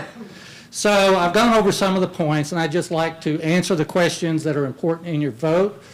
Austin's read these questions or these statements. The proposed amendment does not conform to the general development plan. This request is fully non-compliant with the general development plan. It is out of left field. It's just, there is so much unused commercial property in the county. Well, it's irritating. The next question is, does the existing zoning district classification of the property inappropriate or improper? No, the current AR zoning is fully appropriate and proper for these established neighborhoods. Not only Nesbitt Estates, which is my neighborhood, but across the street directly across Pleasant Hill, there's residences there. And they have a lot of questions about this as well. Okay, or may have major economic, physical, or social changes occurred in the vicinity of the property in question that were not anticipated by the general development plan. And I think this is what the representative was trying to get at, that the times they are changing, things are changing, but we still operate under the current general development plan. The only change that I can see is that the plaintiff has sold his former business property for, quote, a price too good to refuse, unquote. That's prime land. It's right on the interstate. If I was going to, I don't know what business might go in there, but you can understand that is great property for a business. And it's zoned for business. Now they wish to exact a price on our neighborhood to avoid the expense of relocating to other property, properly zoned commercial property that is available in the area. There are lots of spots in that area, and I don't know the whole county as well as you guys might. There is a lot of place to put a business like this. Our community should not be forced to pay for this company's greed through loss of property value and loss of community character. We are going to pay a high price for this change if y'all let it happen. So I'll be glad to answer any questions. Thank you for your time. All right.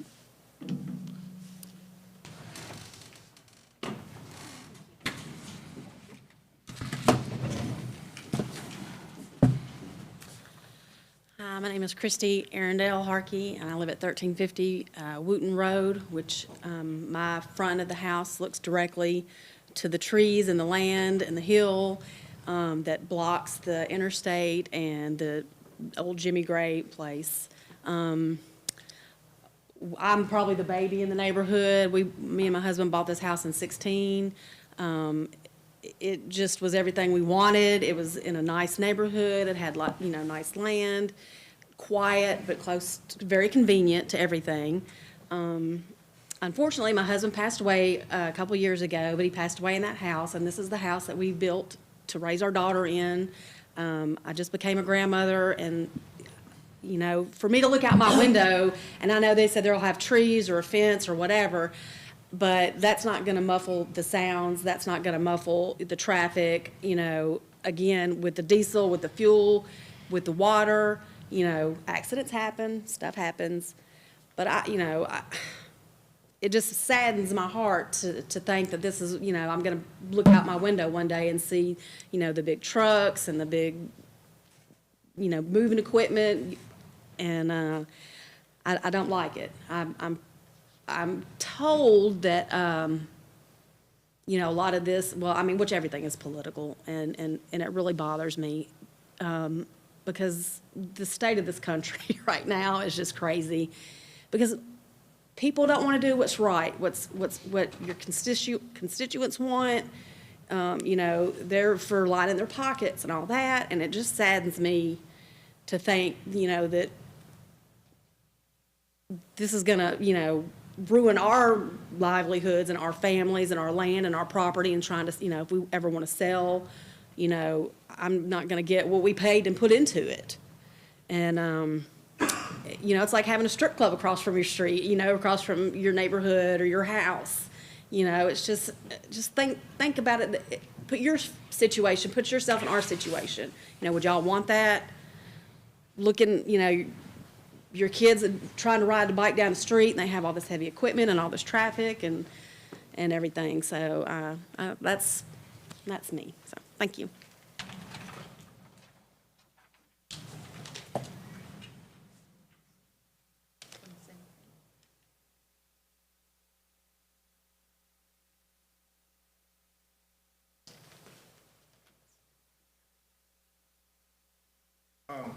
My name's Chad Langford. I'm the first house in the neighborhood on 1500 Wooten. There's a house between Christy and I.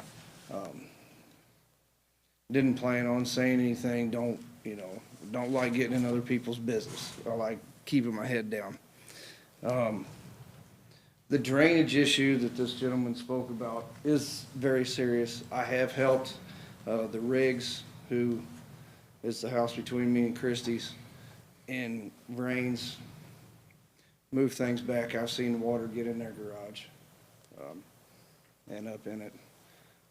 I don't know, you know, it's none of my business how the property would be structured as far as drainage or something, but it is a serious concern.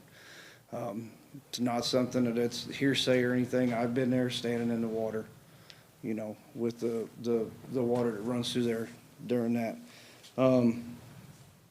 Also, too, I'm under the understanding, I guess, I didn't see any of the plans, that there is a buffer between the gentleman's lot and Wooten Road. Is that correct?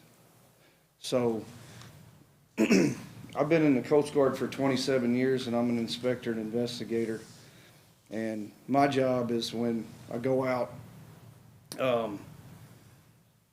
figure out what happened, if anyone was at fault, and if there's we call it notice of violations, we get our rules and regulations from U.S. Code and Code of Federal Regulations. So the repercussions are very steep for mariners who, you know, hit a bridge or just inherently ignore the rules. So what I've been told and what I've heard, and I don't like to go off hearsay, is whoever's put it in the business there, whatever his name is, has had several of ordinance violations and things of that nature that never really got tended to. So I ask that, I am very much a fan of the buffer. I don't think we can stop the progress that's coming into this area personally. And like I said, I don't want to get in someone else's business or stop their steps forward in life, but I do ask that the repercussions to ignoring ordinances and violations are steep enough that these plans are adhered to properly. What I heard the opening remarks of the gentleman say was seemed like hey, we might as well do this because, you know, we've been breaking ordinance and laws already. Well, You know, 2, 3, 4 wrongs don't make a right. Just because we're breaking it now don't mean we need to continue. That's actually disappointing to hear someone stand up here and say. We're supposed to be, all supposed to be productive members of society and look out for one another.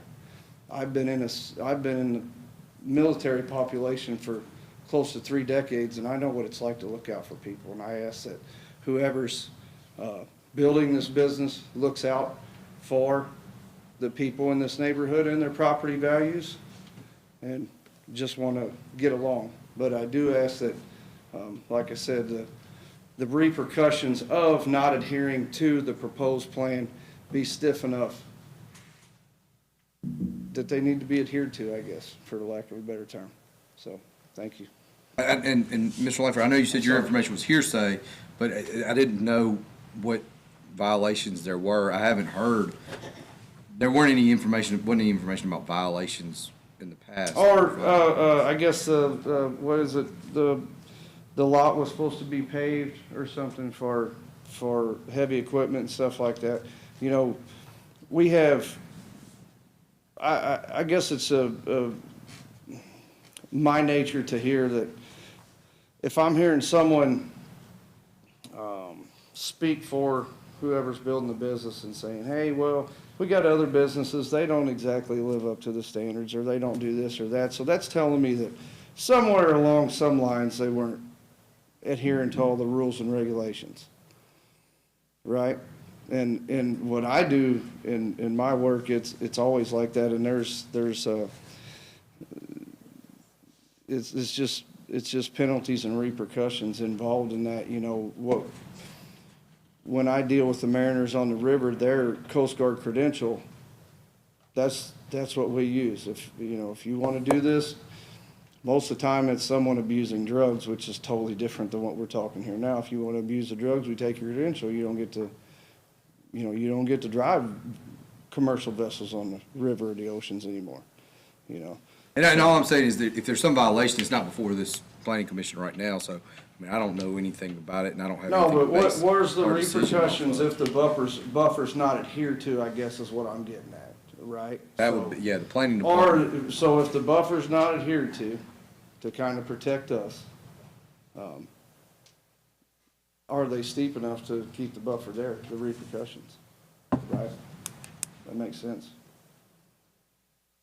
And I think that's a question directed more towards the planning department than to us. We're just here to approve and review this application. Appropriate to rezone it.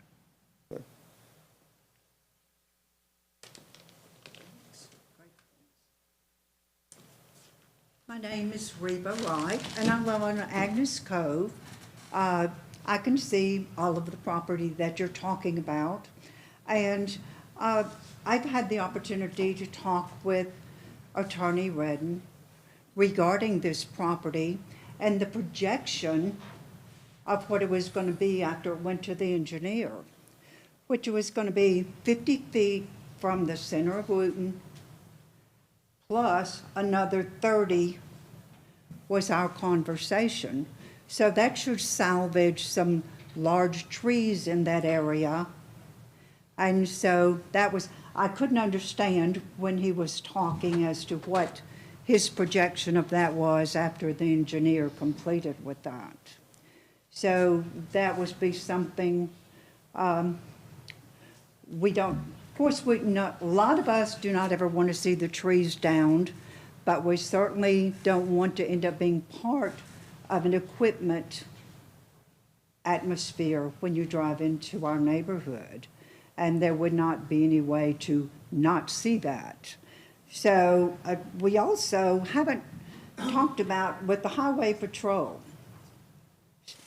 The last I read, when you're on the Interstate 55, you have two hands on the wheel and the eyes on the roadway. Getting off 269, coming to, as it enters, I wish I had gotten the records of how many accidents take place there, because it is difficult for us going north from the city of Hernando to make an exit off. So when you put this equipment, and that's the purpose of it being seen, do we need to add another tool to distract drivers? I think my insurance company would say no to that. So in the field of everything else, I think that's something that should be considered in the zoning. We certainly want him to be successful in his business, but at the same time, we do not want to pay prices with our lives. So let's see. So with that, we would challenge the Planning Commission to be a fiduciary, as you are with real estate. We are Hernando as well as he wants to be a seller in Hernando. So we just challenge you to look at it on both sides and make the call that's going to be the best for all of us. Thank you.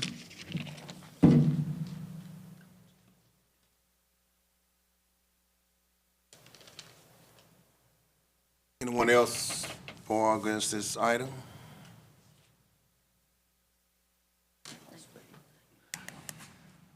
How are y'all doing? Jeff Hobbs, 1055 Wooten Road. I hadn't any intentions on speaking. I sent y'all an email. Did each one of y'all get my email? Well, I'm the one who says that it's not. He hasn't always been in compliance, and when he put the heavy equipment up at Crossroads, if I'm not mistaken, and maybe Kristen, you can help me, because it was a long time ago, but wasn't it a conditional use for him to put that equipment on that AR property? At Crossroads? Yes, with a conditional use. And then afterwards, he asked to get it rezoned for residential, if I'm not mistaken. Once the minutes were approved, it was made clear that he was to move that equipment. Not leave it there for 6 months, but move it immediately. Kristen, did the planning department ever go confront him about this? About moving his equipment? After the minutes were approved, he's supposed to have moved it. Did they ever confront him about moving the equipment? Did he move it immediately? I don't remember how long it was. It wasn't immediately. So he was in compliance, or out of compliance. And then when he moved it down, what is this zone that he's got it now? What is it zoned? I really don't know. I don't know exactly. Hello?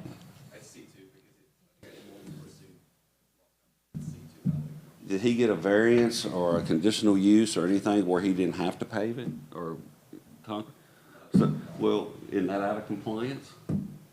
Yes, sir. So that's been one of my questions from the beginning. Well, gentlemen, you're out of compliance. He's out of compliance both times. And do we still want to keep giving this gentleman, rezoning, giving him what he asked? I mean, I sure don't. Not as a citizen, I sure don't. Also, y'all have criteria to meet. I know Mr. Reedy sat up here and he spoke about how the laws are going to be and how the future's going to be. What is it today? Because that's what you got to base it on, today. Not what Mr. Reedy says is going to be the future. He was talking about how the interstate is going to change. He's got drawings. Well, I seen that 10 years ago. That might be something recent, but the ones I seen 10 years ago never happened. So what makes you think they're going to happen now? You got to base your decision on what's going on today, the laws of today, the ordinances today, not what might happen, not on speculation of Mr. Reedy. I just ask y'all to please consider denying this. Thank you. I was looking through the regulations, Austin, but I didn't think that this was a permissible conditional use in that AR zone. That's been the confusion from the beginning because it's not. So I don't understand how that was pursued some point it got moved. It's supposed to be paved, so any commercial zoning is supposed to be paved. Mr. Reese says that Keith allowed it. I don't know. I can't find any record of that. The conditional use came into play because it was a crossroads with a planned commercial development, and they did a revision to that planned commercial to allow it as a conditional use until development occurred. So that was the crossroads development. That's where the conditional use came into play. And then as far as Keith allowing it, when they moved to Christopher Lane, Keith had not been hired yet at that point, when they moved from Crossroads to Christopher Lane. But Kristen, he doesn't have the authority to approve anything. The planner doesn't have authority to approve it. The board approves it. They make the recommendation. He has no authority to approve anything. That's what the Board of Aldermen are for. Yeah, there was no approval Right. given by Keith. Right. And I know you're not arguing with me. I'm just trying to make my point. We don't have authority to You approve give it us either. recommendations. I Yeah. understand that.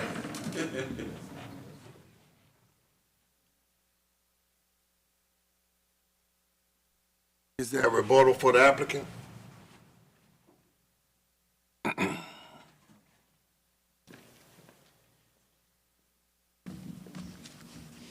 Okay, let me go through several things here.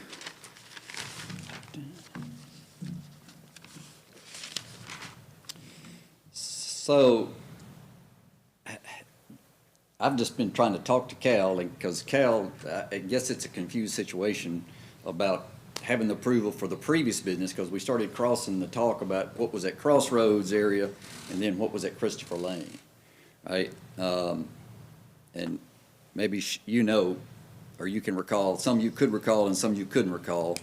But I'll just say that Cal doesn't recall, he doesn't recall ever getting notice from anybody they had to move equipment out after subdivision got changed at Crossing. Is that the right name, Kristen? Crossroads Development. Crossroads Development. He says he's not aware that anybody ever told him he had to move out of there immediately after he did, because, I mean, that seems, nobody does that anyway. I mean, you don't move your stuff, your business, until you get notice from the people you've sold it to for doing the development that they're fixing to start construction and building the streets. Because a lot of times these developers, as we know, they buy places and don't do anything for a year or two. So he doesn't have any knowledge that anybody ever said that he's supposed to be moving his equipment immediately after the approval of the change of the PUD at the Crossing subdivision, okay? And we may be confused, but again, Cal says that nobody ever told him to pave the lot up there where he is now. And we've got a letter and email, and there were communications with Keith and the mayor's office at the time when he moved up there in 2017 of his approval to operate up there. Now, I don't know how that jives with what you just said about Keith wasn't there when he moved up there north on Christopher Lane, but our communication was in December of 2017, so, you know, I guess we'll just have to be confused or agree to disagree about whether he's in compliance. But Mr. Wilkins has also had several other subdivisions and commercial developments that have been improved and they've been acted on, like the Crossing there had been built, that have become an asset to the community. And has never been told anything about being in compliance that he says, you know, and the planning commission just have to decide for itself, and then ultimately the city board, because that's where the final decision is on the zoning matters. But, you know, I just have to say, I've represented a lot of people over the years. I think that those of you that know me know that I don't come up here with people that I think are disingenuous or dishonest. I've turned down lots of clients. And y'all have approved some developments for people that I won't represent because I know what the reputation is out in the community. And Cal Wilkins isn't that.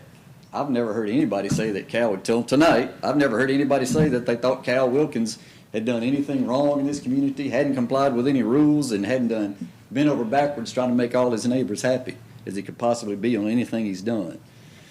Let me get back to the facts before the city, and I want to address several things they said, but I want to point out several things.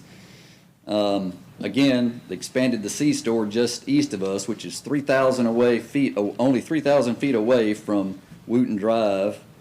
There, the Planning Commission and the city has approved a commercial C-store right next to, even closer than this would be, to subdivision houses, Highway 51 and Parkway. That's got to be the biggest C-store, one of the biggest C-stores in the freaking county. And there's no buffer, no nothing, no 35 feet of trees, no 85 feet from the center line of Wooten Road between that C-store on 51 and that subdivision, except that wooden fence that they were made to put up, okay? Again, it's M1, which is going to be much more light industrial. We are not light industrial. There's nothing in C2 that could be considered light industrial. But it's M1 directly across 55 in direct view of this property and is completely visible to the west. It's 1,000 feet from Miss Bonnie's property line over to the M1 across I-55.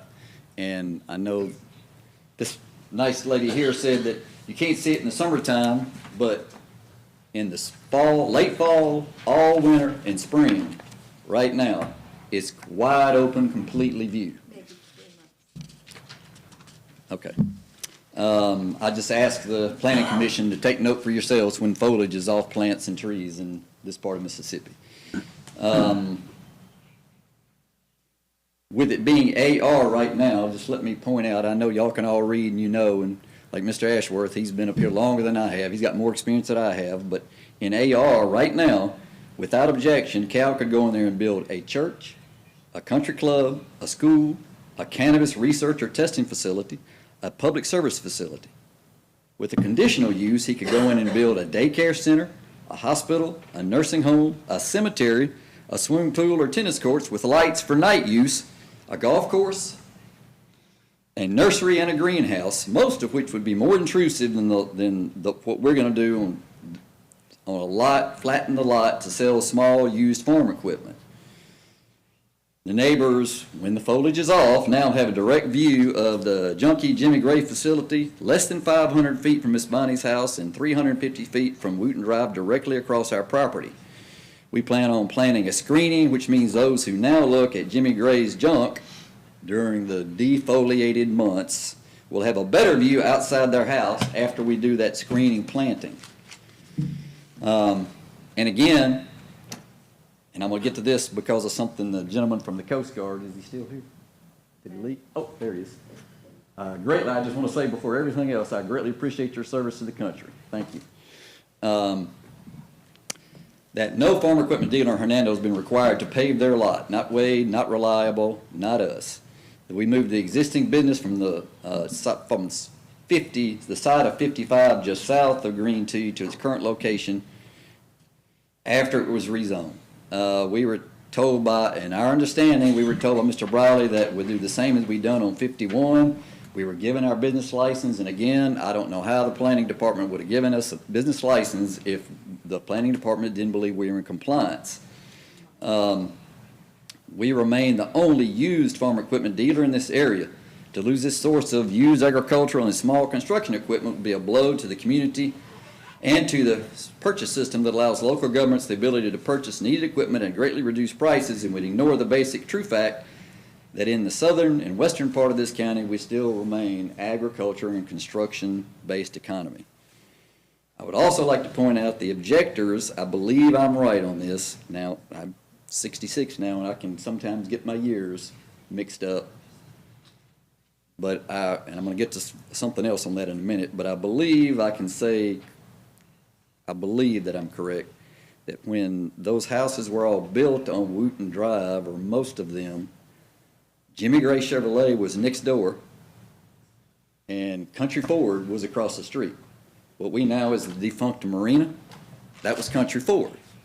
So, they did move to a really rural area they'd expected and was never going to have any commercial business around it, because when those houses were built, There were 2 car dealerships there. Okay?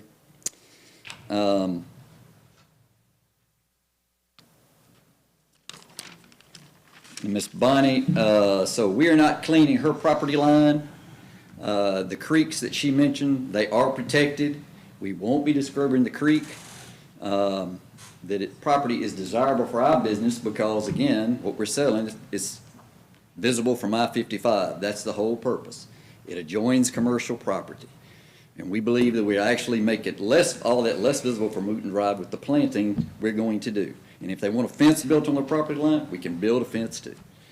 And I was asked this in conversations because I did talk to several people that live in the subdivision that I personally, they asked me what I wanted next to me.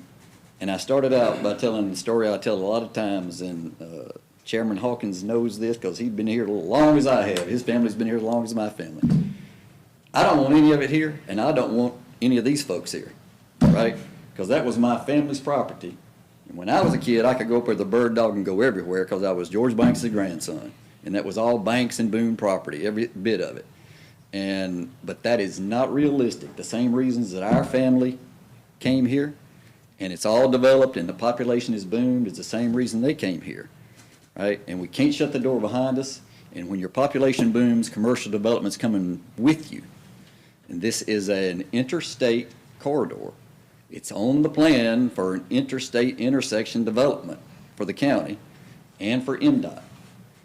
It's going to be at Jimmy, again, it's moving east of Jimmy Gray Chevrolet's driveway. And it's already commercial there, which was there, again, before they built their houses in that subdivision. The AR district, the city has already decided the current general land use plan and future plan is defunct and has been disregarded by the city. The subdivisions that are just to the east are not in compliance with AR.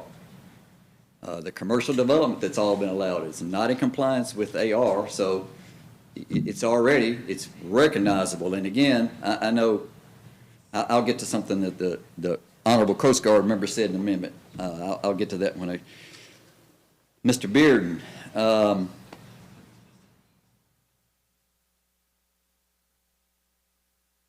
we are not leapfrogging because commercial is right next to us. Leapfrogging means it's commercial, residential, then commercial. I submit the city's already done that because of the expansion of the C-store 3,000 feet down the road anyway, but we are not leapfrogging. It's disingenuous to say that we're an industrial development because we're not. We're C2. And there won't be an industrial waste created by this, so that's a false flag. That's a red herring. All grading will have to be approved by the planning department. Also, because of, and that is absolutely true, and Mr. Wilkins is already addressing this, but that is a blue line stream, so EDQ and the Corps of Engineers are going to be involved. The engineers are already working on that. So we, in fact, might help the flooding issue across the road that was mentioned.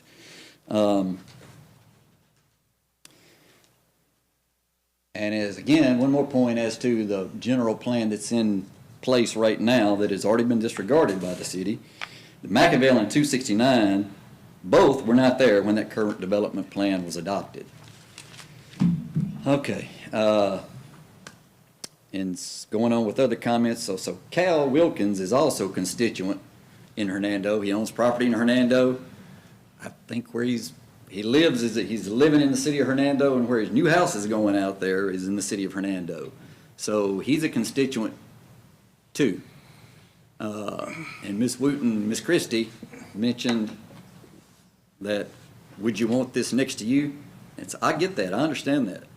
And I think I told this to Ms. Bonnie when I talked to her. You know, I'm fixing to have Madison Lakes behind me. I can't go anywhere because my great-great-great-great-grandfather and his wife and her son and her husband, they're all buried right there in my backyard. I don't want Madison Lakes back there, but that is not realistic. I know that, and I know that people have the right to do reasonable developments with their property, and I believe this is a reasonable development. I was asked on the calls, would you want this? And I said that, then I concluded with, if my choice was Cal Wilkins, who I know to be a good neighbor and tries to keep his neighbors as happy as he possibly can, as opposed to 20 or 30 little houses that could go in there, I'm gonna take Cal Wilkins every day. That's me personally, but I'd take Cal Wilkins every day. In fact, so you know I'm not just saying this just because of the situation. When Madison Lakes made their proposal, we told them, because they first asked us, would we object to warehouses on our property line on the north line? We said absolutely not, because there's a whole lot less problems with the commercial development next to you than there is a bunch of houses. But because of the changed economics, guess what? I'm gonna have 1,200 houses on my north property line. So, let's see. So, on Mr. Langford, the flood issues are gonna be, and again, thank you for your service, I mean that sincerely. The flood issues will be addressed by all that with the MDQ and the comprehensive plan. Now, and we've already addressed the rumors that have been going around about Cal's non-compliance. I think the facts and the record with the planning department, because you don't have any violation requests, anything, there's nothing in the records, no matter what anybody says, there's nothing in the records that said there was ever a complaint or a violation issued to Cal Wilkins on any of this over the years. And I just want to make clear to Mr. Langford, I didn't say because Wade and Reliable didn't pave lots, they broke the rules. What I said was that's proof that ag equipment facilities, if they need a variance, are always given a variance by the city for a limestone or gravel parking. I didn't say that they had broken the rules, because I don't think they've broken the rules. I think every ag equipment place is given that kind of variance if they need a variance for where they are. That was the purpose of that. And then also, a lot of that, the evidence presented is to go to show, which is one of the things that were required, which this board knows, you have to show and prove the change in the conditions in the area, the growth of the area, the change in all the economic conditions, the change in the roads, all that change. That's the purpose of all that. Not to say that somebody's gotten any special treatment, but the law of Mississippi requires the changes be made when you present that proof. And everything y'all have heard tonight on all the other applications in this one prove that it's justified to do a rezone in that area.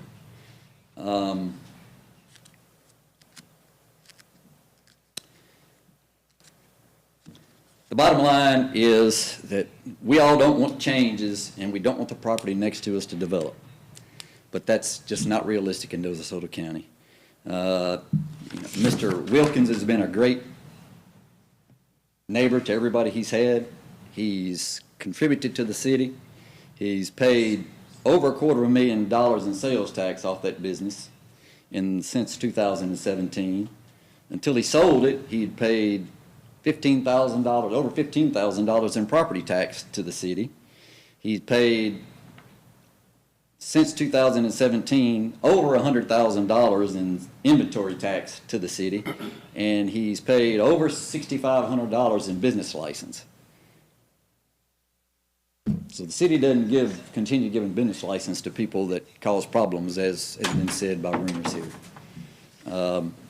I think we have presented everything under the law and the facts of the reality of the situation that this planning commission needs to approve the rezoning. We believe the rezoning to be justified. We believe that not out to be out of compliance with what's happening in that area and going to happen, and would ask the city planning commission to approve the rezoning request.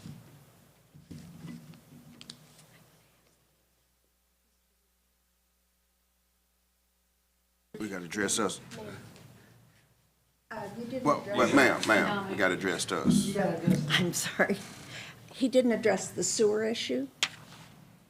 We had brought up the sewer issue, and I didn't hear him when in his responses that he addressed that. Could you? Yes, ma'am. Okay, the sewer issue, there's not going to be anything there but that house. Mr. Wilkins, at this point,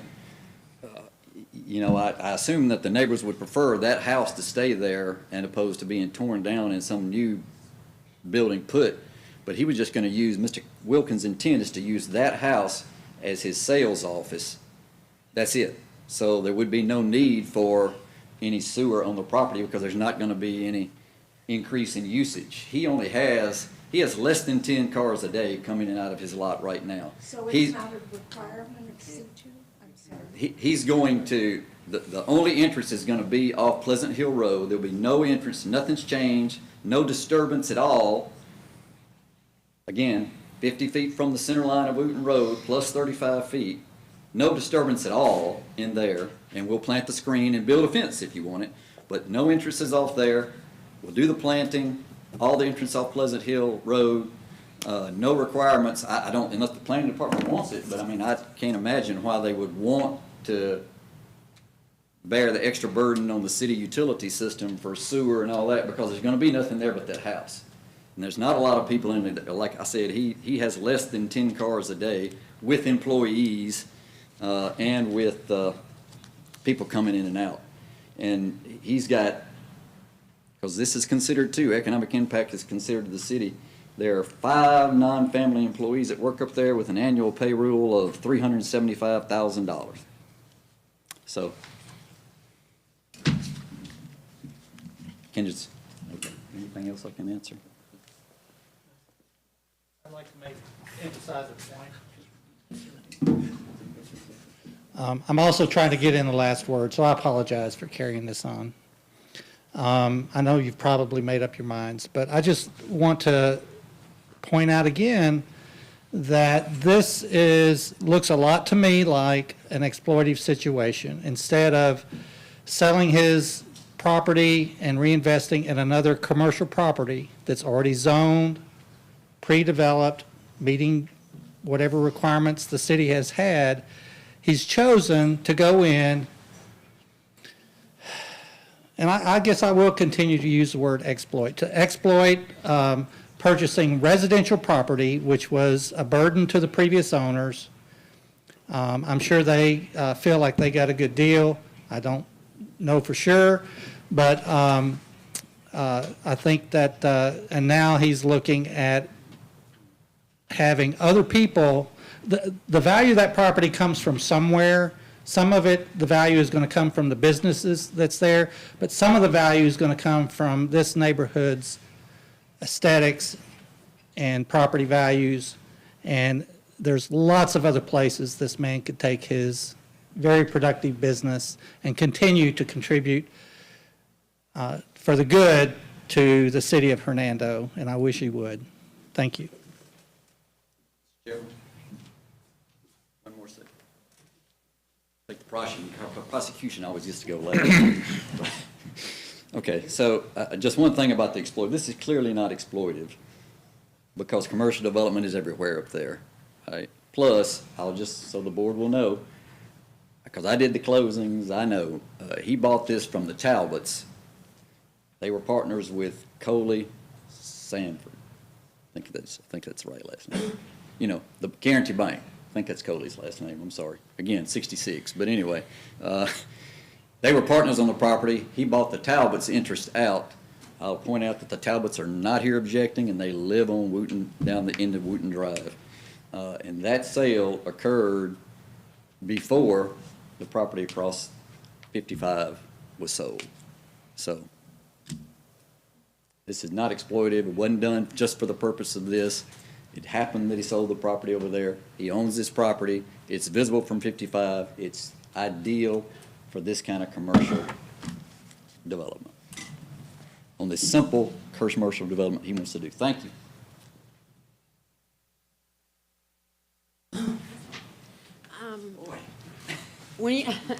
When you're talking about small agricultural equipment, what what y'all have parked on, or what's parked? I'm sorry, I'm very sorry. What's parked on down there?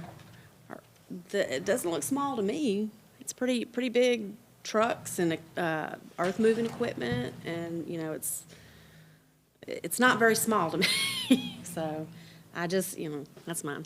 I just didn't. Well, I apologize. I grew up on a farm. I know what big equipment looks like, and looks small to me. Sorry if somebody misphrased it. Any questions from the commissioners? All right, is there a motion to Approve, deny, table this item.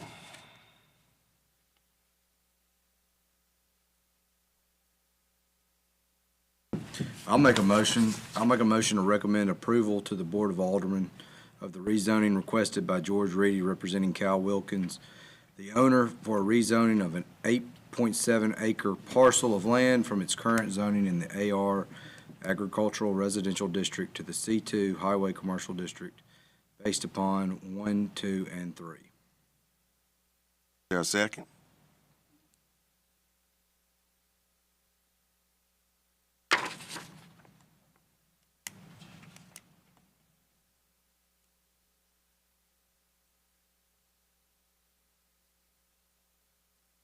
All right, that motion is going to die because we didn't have a second. Is there another motion to be made pertaining to this item?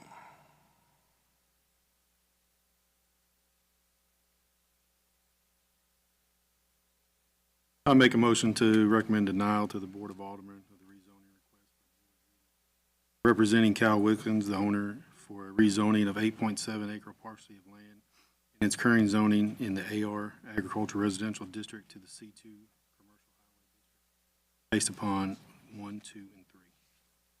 Is there a second?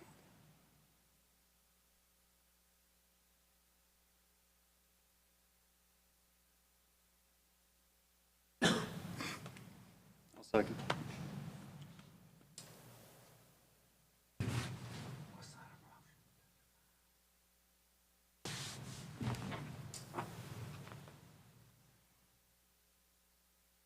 Jordan?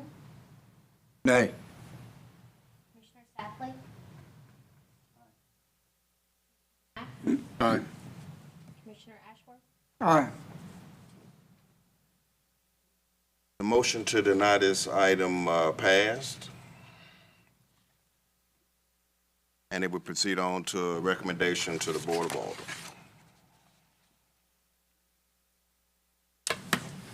All right. Commissioner Ashworth?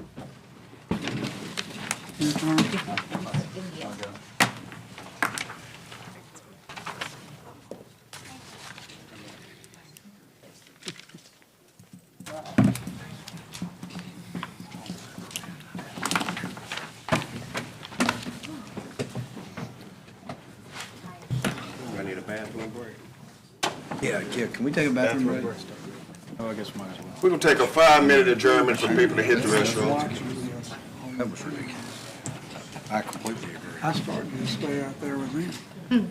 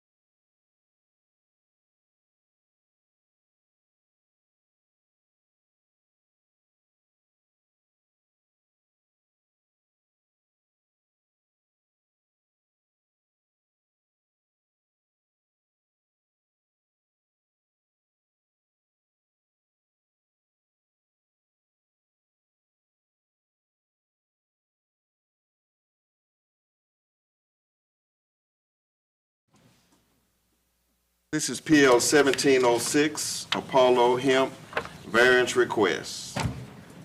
Request for variance to the required 500 feet distance from a historical district for a cannabis factory.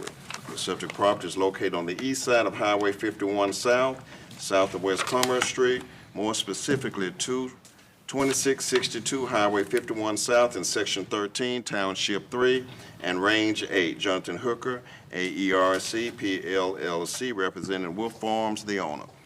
Mr. Gonzalez, would you give us the planning staff report and comments? Yes, sir. This is PL 1706.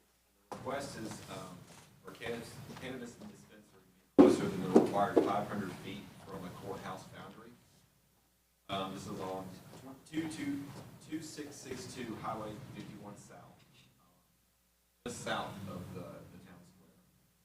Jonathan Hooker with AERC is representing Wolf Farms, the building owner tonight. The property is on C2 Highway Commercial, so the use of cannabis dispensary is allowed by right.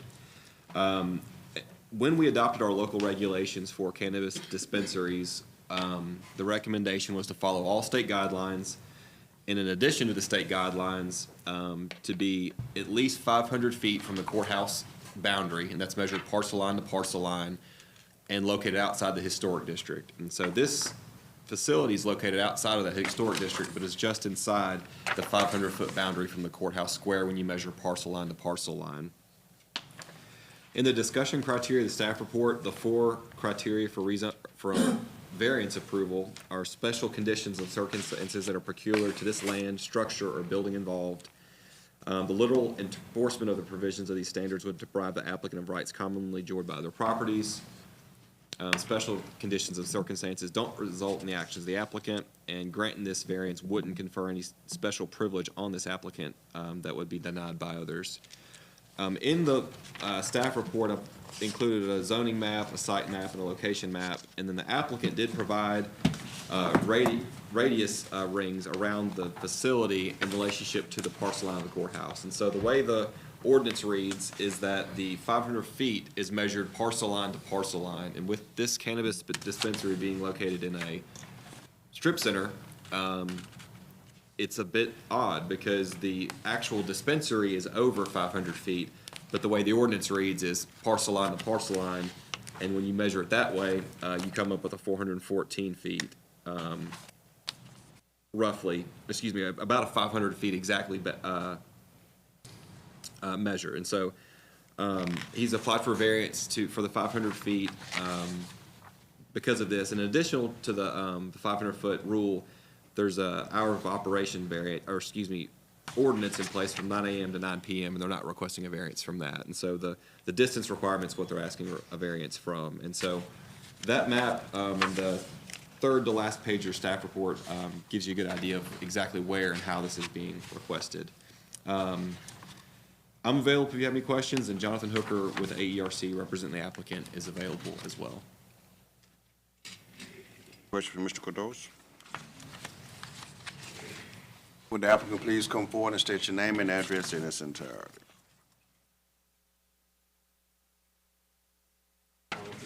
I'm Jonathan Hooker with AERC Office Square, 342 West Valley Street. And so, like Mr. Cardosi said, this is a existing building. He was actually, when the building was built, and I'll note that the way this application works, and for me to ask for a variance, the property owner has to ask for it. The property owner does not have a business in the strip center. He rents out each bay to individual businesses. This bay that we're talking about is currently it's a Apollo Hemp Supply. It's a CBD store. Very similar use, a little different as far as what chemical is in the product. We're the first tenant in this bay. They are also the farthest tenant from the square. They're the end cap at the very end. And you notice, as Austin said, I've included kind of a radial map here because if you, the applicant who rents from the business owner is not within 500 feet of the store. His actually, like, the wall of his business is 564 feet away from the parcel line. His actual door is even a little farther than that, or like close to 580 feet. So he's kind of being limited basically by technicality because he doesn't own the whole parcel. He's only renting the end bay, which is farther than what, basically it states, but since it says parcel line to parcel line, and this is a strip center with quite a few different tenants, since the parcel line is farther over and it's close, it's just right in that variance. So he's fine with all the legal requirements, and he's gonna follow the state of Mississippi for requirements for selling medical marijuana, and he's also gonna follow all the requirements with Hernando. We're just asking for a variance since he doesn't own the property, he doesn't have any control of any of the other tenant bays. He is always gonna remain in the far tenant bay where he has a lease and is currently running a very similar store.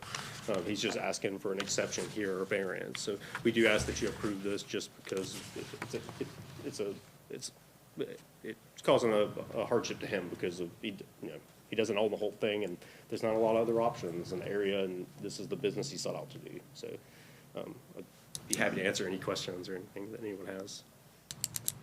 Question for the applicant? You say this was the business he sought out to do, this was his intention whenever he put in the hip supply? Well, I mean, obviously, when he first rented the space, there was talk in the state of Mississippi that this was coming at one point. The city of Hernando and DeSoto County obviously hadn't approved which county or which cities were going to allow medical marijuana, but his thought was that he would start with a CBD store, and then once that time it became legal in the next, he's I think had the store for a number of years now. Once it became legal, he would try to convert it, and every city made a little bit of different requirements. So it's hard to guess exactly, if he was going to be 300 feet away or 500 feet away. So it's always been his intent, yes, sir. Did he address this with the Board of Aldermen or anybody when this, because I mean, there were public hearings on this, I know. Yeah, no, I don't think so, no. That seems like it would have been the time to do this instead of now. Yeah, but he's not the building owner. I mean, I think the building owner could come and suggest it, but he's just a tenant at the end, and you'll see even the parcel line, it's close. It's just, I mean, you're talking about, there's a full parking lot, and it's not like the front door of the building is 500 feet from the square. And I think that was from, my reading of the ordinance, it was to try to keep it away from historic district, which we're away from, and at least 500 feet from the square, which, I even showed you how far we are from the back of the square, the front of the square, and parcel line to parcel line. So he's farther away from that. It's just the way the city of Hernando, and Olive Branch did it different. Horn Lake is now changing theirs, but the way Hernando did it, it reads parcel line to parcel line, which limits his business now because where his landlord's parcel line is. So we're just asking for an exception for this business because that technically he is farther than 500 feet from the square. I think this is an issue to address with the ordinance, not with that's my opinion on it, not with a variance. But to address the ordinance, would we ask for a variance technically? You want to address the Board of Aldermen. Change the ordinance for the whole city? They made it was purposefully done like this. I mean, we're just here to interpret the ordinance and apply it, and This is a brand-new ordinance. It just was adopted, last fall? Yeah, just in the last few months, yes, sir. And, last month, we didn't have a quorum, so we tried to come a few times. It's just, is what it is. This is the first time we get in front of y'all, so we I think Mississippi has some very relaxed laws on medical marijuana sales compared to other states. Yeah, it does. I mean. Other states, you have to, armed guards and all kind of stuff. Yeah, I'm not, I don't know, I'm an architect, I don't do that exact business. I know there's lots of security parameters, and he's got to follow the state of Mississippi, so.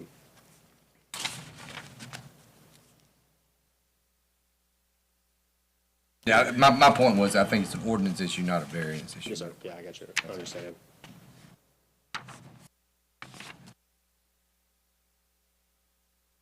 Another question for the applicant? Thank you for your time. Anybody in support against this item, please come forward. State your name and address in its entirety.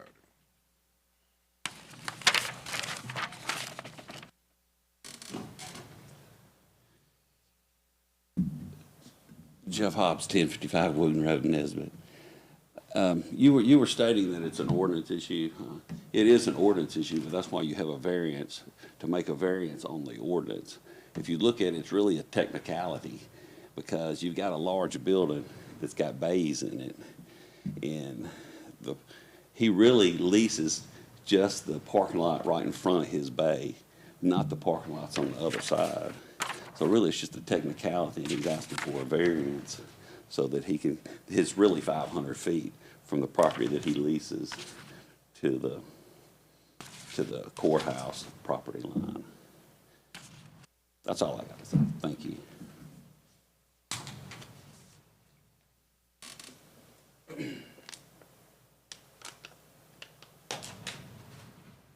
Right? Any other questions for the applicant, Mr. Cardoso? For the chairman, from the commissioners? All right, is there a motion to approve, deny, table this item?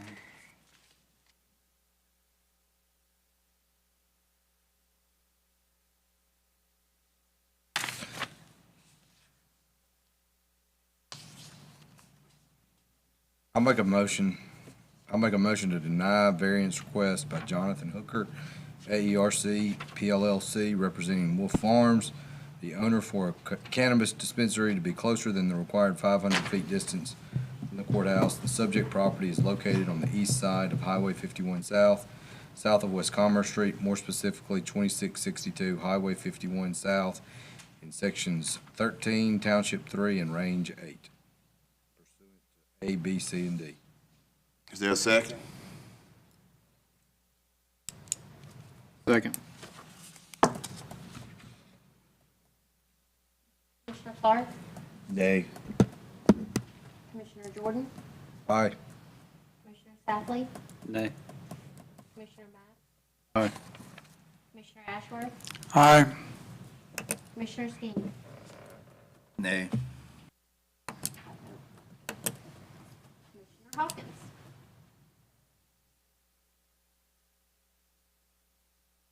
Nay.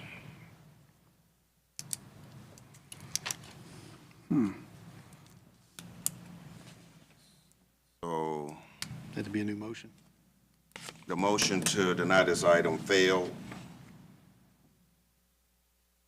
So is there another motion? I'll make a motion to approve variance requested by Jonathan Hooker, AERC PLLC, representing Wolf Farms, the owner of cannabis dispensary, to be closer than the required 500 feet distance from the courthouse. Subject property is located on the east side of Highway 51 South, south of West Commerce Street, more specifically 2662 Highway 51 South in Section 13, Township 3, and Range 8, A, B, C, and D. A second? Second. Commissioner Clark? Aye. Commissioner Jordan? Nay. Commissioner Safley? Aye. Commissioner Mack? Nay. Nay. Commissioner Skeen? Aye. Commissioner Hawkins? Aye. The motion to approve this item is approved, passed.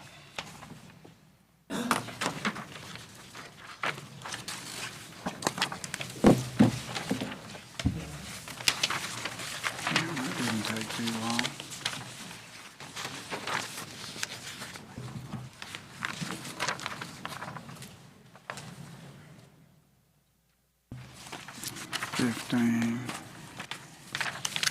Oh, crap, these Next item is PL 1710-109 Wynn Street fence variance. Request for a variance to the required front yard setback. The subject property is located on the east side of Wynn Street and south of Magnolia Heights, more specifically 109 Wynn Street in Section 19, Township 3, Range 7. Jonathan Ship representing Jordan Ship, the owner. Mr. Cardoso, give us your planning staff comments and remarks. This is PL 1710, variance request to require front yard fence setback at 109 Range Street. Representing the application tonight. The application is on a corner lot. The ordinance allows a 10-foot encroachment into that designated front yard. The applicant is requesting to encroach 30 feet to that side front yard on the secondary property.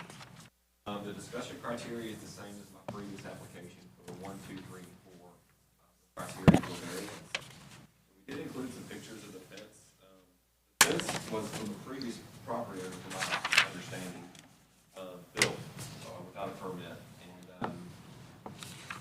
property owners have since changed and the new owner is here, and is requesting to keep the fence as it is and connect it to go into their backyard because of the slope of the backyard and the usable corner lot that they see. And so instead of the 10-foot allowance, they're requesting 30 to go.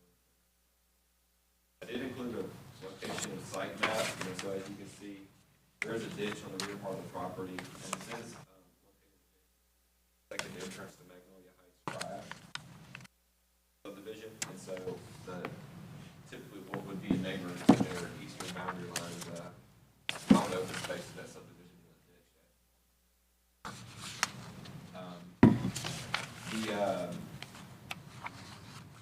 As I mentioned, the four criteria are the same for variance approval and denial.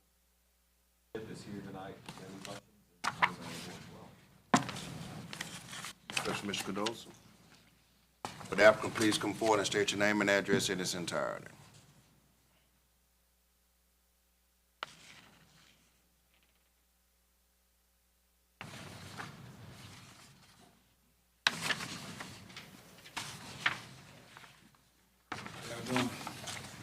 I'm Jonathan Ship, 4912 Cocoa Reef, Hernando. So at this point, do I need to talk about it? Okay. My daughter, right here, yeah, she purchased this house in good faith, you know, through a real estate agent. The current fence, one section of fence, and now we're being told that that fence was put up without a permit and that it extends a little bit too further than it should be.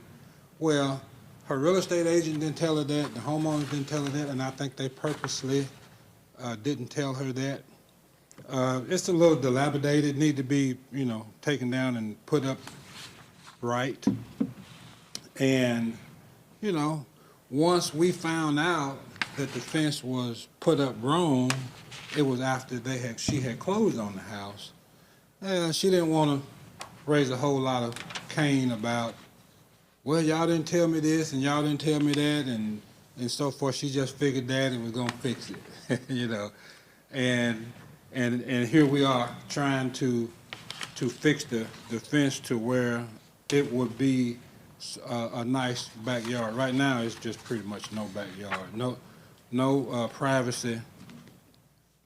I also took a few pictures. I see y'all had a picture or two in the report that you got. But also the ditch or the creek in the backyard is really not so small.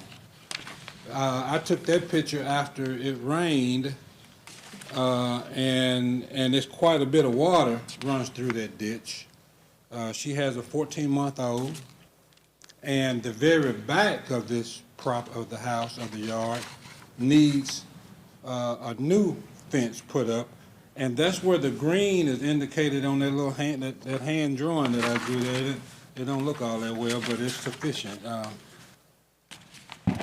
that's where I'm proposing. Yes, that's where I'm proposing to put a little 3-foot block wall with a privacy fence on top of it. But what we're asking to do is just to replace this old fence that is still currently standing right now, that we didn't have anything to do. It was there when we purchased it. And there's a section that goes from there back to the back of the yard that is missing, but she was told that the city took it down or whoever, well, you can put it back up. Well, now we're being told that we can't do that. And we called and wanted to get a permit for it, not knowing that it was kind of encroaching on the setback. And we didn't, you know, nobody told us that. And like I said, we didn't want to go through all of that, trying to debate closing on the property with information that wasn't disclosed to her. So that's where we are with that. We just want to put a privacy fence back up where it used to be one, and just replace that one that looks pretty bad right there. And also we want to put a 3-foot block wall on the back that will help protect that backyard from that river, that whitewater river, that runs back there. Question for that? What, I see where you're showing the old fence, and you're extending out how much further with this 30 feet than the old fence went? He's wanting to go the same distance as. The same distance where the old fence, So the existing old fence, we don't want to go any further than that. We just want to go from that corner to the back where the fence used to be. So if I look at this picture, that's gonna be the corner, That's the corner, yes, sir. and it's just gonna go straight back. That's Was there right. ever any fence across the back of the It property? was, yeah. Across the back, Uh-huh. the back fence is still there. Oh, it is? It's just in bad shape, and it needs to be raised up. That's why I want to put that 3-foot block. Okay, and it's in compliance with I regulation? think so. I mean, yeah, I'm pretty sure it is. Okay. I mean, nobody told me that, but I think. I think from the aerial, I see sidewalks out the front of the house. Yes. Were there no sidewalks along the side of the house required? I'm talking about over here on the roadside. I guess not. On Magnolia Heights. Yeah, I guess it wasn't required. I don't know, but like I said, we're not getting any closer to that street on that side. We just, Okay. yeah. Mr. Cardosi, he's saying he wants to put a block on the back. Is that already approved? He doesn't need to get special approval to have. Need a grading permit, you have to bring part of the engineer got. Does that need to be put in a motion, or is it just gonna be? Really, the only motion we need is just to encroach in the front yard with the fence. The engineer's standard, we can handle it. Okay. I just wanted to make sure you were good to go leaving here, and you didn't have to do anything else, as far as material you want to use. Okay. Well, trust me when I tell you, I kind of do that stuff all the time, and I'll be going up there visiting those guys in Ashley and all of them before I do anything, really, because I don't want to do it but once. Right. Because Daddy already going to be the one paying for it. So, yeah. That's all. Okay. Thank you. Anyone in support against this item, please come forward, state your name and address in its entirety. Is there a motion to approve or deny this item? I'll make a motion to approve. Request by Jonathan Ship, representing Jordan Ship, the owner, for variance to the required front yard fence setback. The subject property is located on the east side of Wren Street and south of Magnolia Heights. More specifically, 109 Wren Street in Section 19, Township 3, Range 7. Subject to conditions A through D. Is there a second?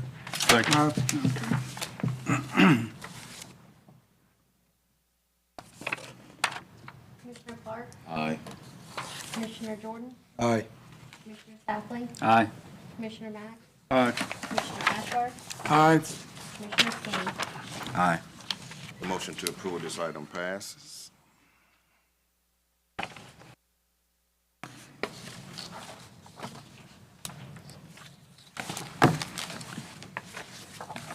Next item is PL 1713, 1683 Clara Circle setback variance. Request for a variance to the 30-foot front yard setback. The subject property is located on the north side of Clara Circle South and east of Crossroad. More specifically, 1683 Clara Drive South in Section 23, Township 3, Range 8. Greg Smith, representing the property owner. Mr. Cardozo, will you give us the planning staff report and comments? PL 1713 is a request for variance to the required 30-foot front setback on 1683 Clear Circle South. Greg Smith with Windrop Engineering is representing the owner. The reason for the variance is there was an error on the initial setback. The surveyor shot the wrong boundary lines to measure the front yard setback, so the slight encroachment in the 30-foot setback. So, we did a foundation survey on the fourth page of your staff report, you'll see the minimum building line, which would be that front 30-foot setback, and the front portion of the northern elevation of the home is curved slightly that 30-foot setback. And so at the form board survey, they basically measured off of a different line, so it was in conformance. Back to the final survey, which means the home is built, slightly encroaches, and so part. But the discussion criteria 1 through 4 are the same as our previous application, as this is a variance application. That did include site map, a location map, and that foundation survey. Encroachment on it. I'm available to any questions. Any question, Mr. Cados? Applicant, please come forward. State your name and address in its entirety. How you doing tonight? Greg Smith, 2595 Country Club Road, Senatobia, Mississippi, representing the applicant tonight. I'm on Mendrop Engineering. Pretty simple mistake.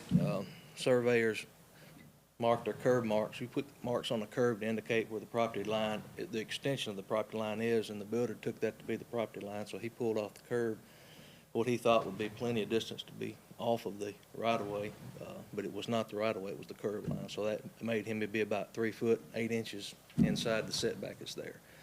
And unfortunate that it got pretty well built before we discovered this, as Mr. Cordosi said.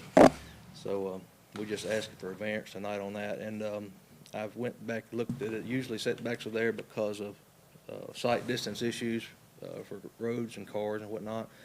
This is not at an intersection, or it's not in a curved linear part. Well, it is in a curved linear part, but the radius is like 500 feet. It's almost straight, so it doesn't present any type of traffic issue or sight distance issue.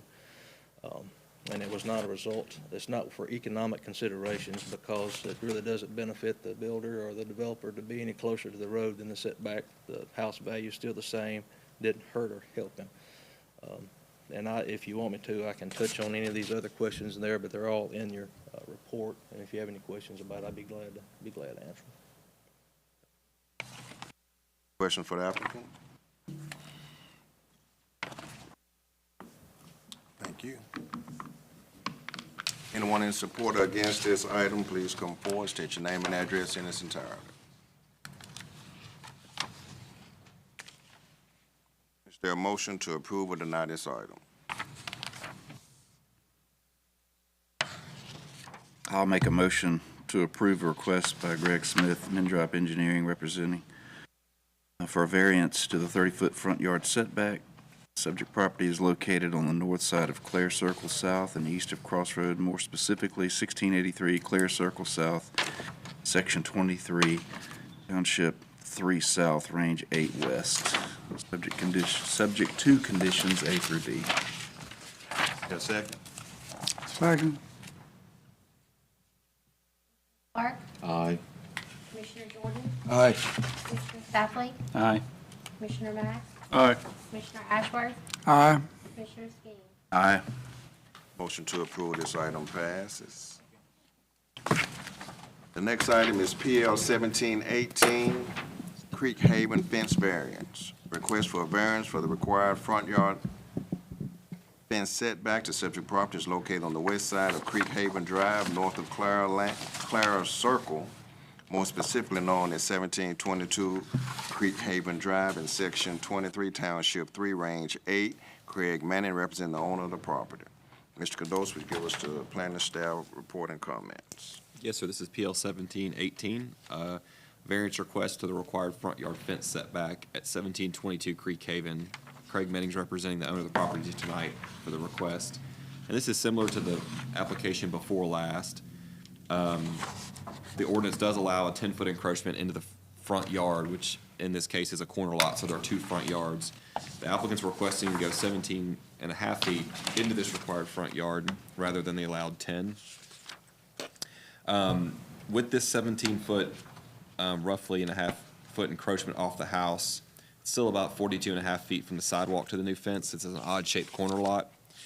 And you can see in the applicant's proposal, there's an existing fence on the back corner, and the new fence is listed in orange there. And you can see it's still quite a bit away from the curb for any sightline issues. There is a site map, a location map, and a zoning map in your staff report. Mr. Manning's here tonight, represent the application, and I'm available if you have any questions. Any question, Mr. Cardoza? Would the applicant please come forward, state your name and address in its entirety? Craig Manning, 205 Eagle View Drive, Senatobia. Like Austin said, I'm just trying to get the fence moved over another 7.5 feet, and the reason for it is my customer wants to back a trailer through her gate with a 10-foot gate, and I like for my gates to be supported on both sides by line posts. So that's it. She has about 50 feet from the side of Claire's Circle South. Any questions for the applicant? Rounded corners. Don't make sense. Anyone support or against this item?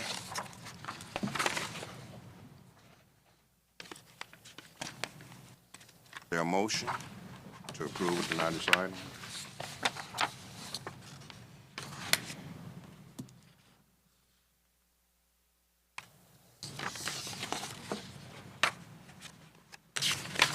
Make a motion to approve a request by Craig Manning, representing the owner of the property, for a variance request to be required front yard fence setback. The subject property is located on the west side, Creek Haven Drive, north of Clare Circle, more specifically known as 1722 Creek Haven Drive in Section 23, Township 3, Range 8, based on the following A through D.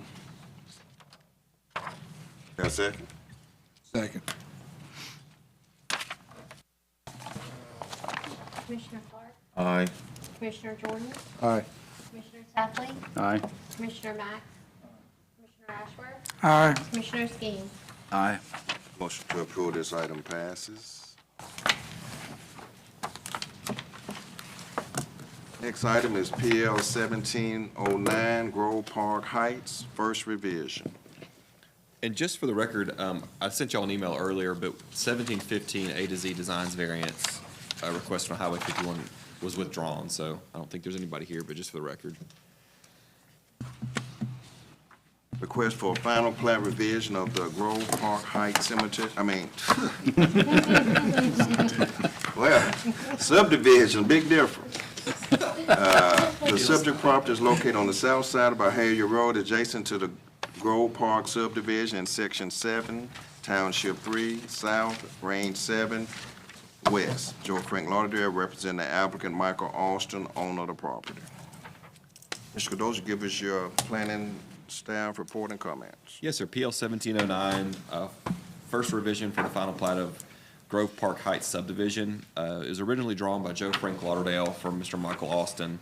The board approved it under the R12 designation for a front yard setback of 25 feet, a side setback of 5 for a sum of 15, meaning it's have to be 5 on one and 10 on the other. The sum of this total setback has to be 15, and the rear setback of 20. The way the plat was originally drawn, the side setback of two of the lots in question made a tough building spot for Lot 2 and Lot 3. And so if you look at the marked up plat on the fourth page of your staff report, it shows the lot lines that are proposed to be moved. You probably can't even tell the difference because it's moved so slightly, but the proposal is to create a better building site, so they don't have to request two variances. They're requesting to amend the plat for the two of the lots to be as shown on the exhibit.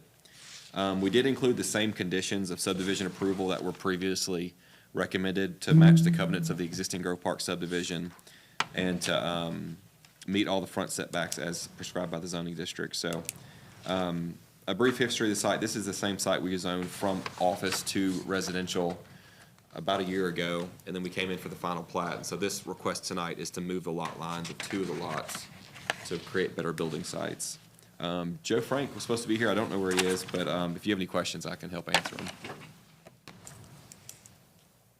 All right, any questions? No.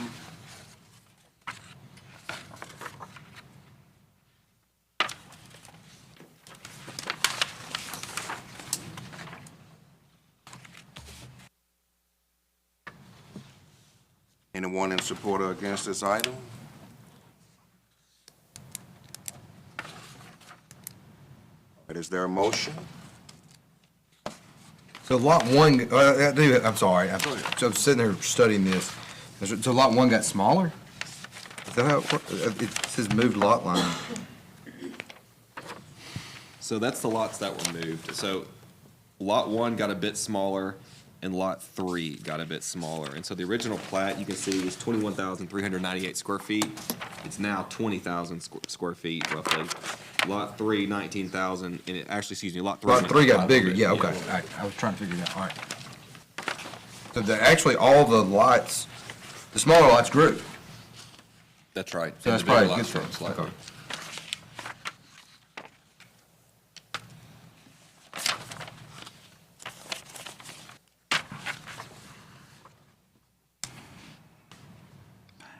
Yeah, you can read that.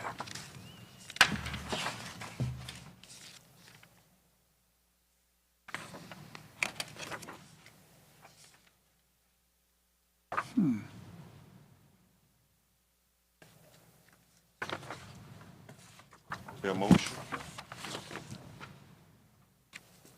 Make a motion to approve the final plat approval for Grove Park Heights, first revision, located on the south side of Byhalia Road, adjacent to the Grove Park subdivision in Section 7, Township 3 South, Range 7, based upon a finding that the submitted plat generally conforms to the requirements of the city's codes and ordinances, subject to the conditions in 1, 2, 3, 4, 5, 6, 7, 8, 9, and 10.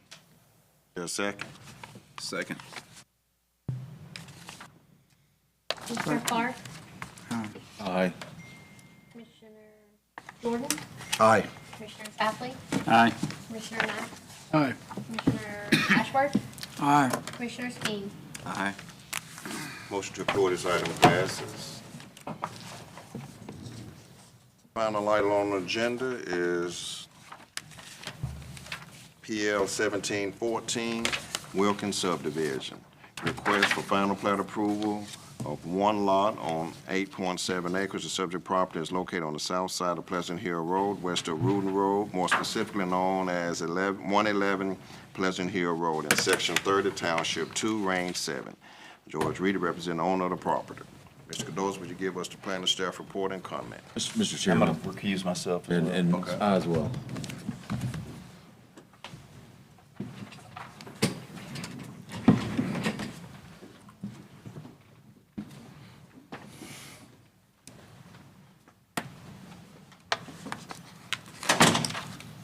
All right, yes, so this is PL 1714, and the request is for a final plat of one lot on 8.7 acres at 111 Pleasant Hill Road and the surrounding adjacent parcel.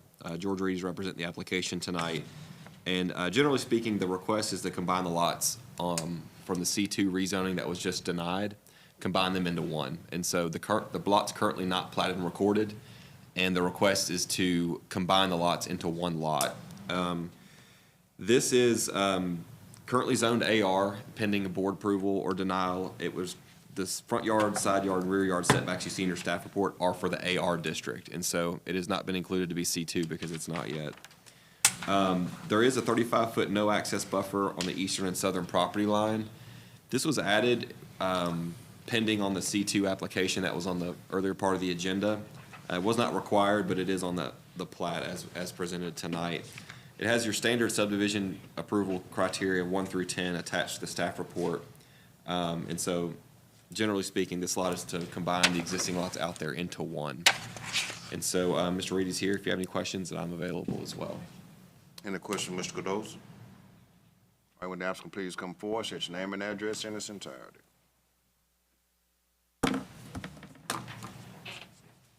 George Reedy, 175 East Commerce Street. This is just simply putting three pieces of property together into one, so whatever happens at the city board, if it remains AR for future development purposes, if it comes back with a subdivision, something in there, if that ends up not getting the commercial, then you have to come back for the rest of the approvals anyway. This is just, and I did want to point out one thing, on the map that you see that we submitted as part of the, shows that it would go all the way to Wooten Road. It's the entire property lines. On that last attachment at the back that's showing the location of the property, one of them was left out. That tiny little corner that's there is, that's where the house sits, I think, right on Wooten Road. So it's actually 3 different parcels of property, and so as I understand the effect, this is just putting the 3 different deeded piece into one piece. That's really all the effect right now. Any question for the applicant? Thank you.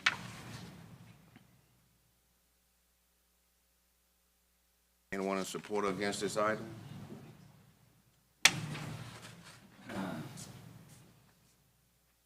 Hi, I'm Dan Bearden, 1065 Fernie Drive. So it makes sense to me to consolidate these 3 oddly shaped properties, so I'm not opposed to that.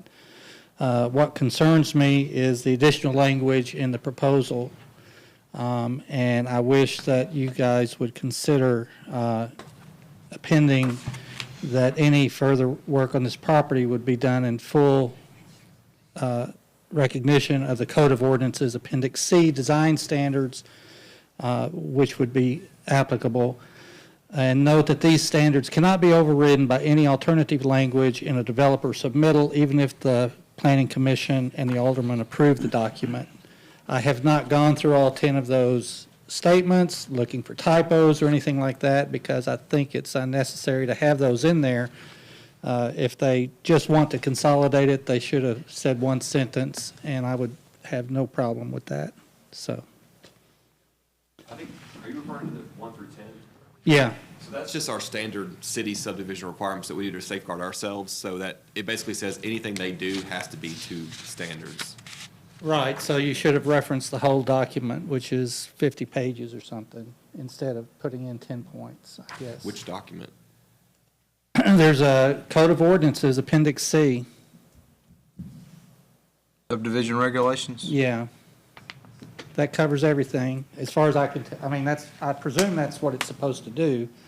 And I didn't know who put the 10 points in there, so maybe I'm out of line, and I apologize. But,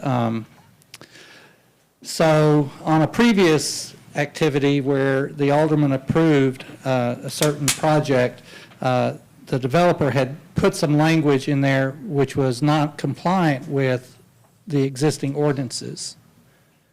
And I think whenever he comes up against the brick wall on that, he's hopefully going to be given some grief, because a developer, even if the alderman approves some odd language, it needs to be, any changes need to be put forward as a variance or a change in the ordinances. That's all I'm getting at, is I'm not looking, I'm looking to make sure that whatever happens on this land follows the ordinances as they're written. And maybe that's the intention, but I'm just trying to say that's what we need. So, thank you.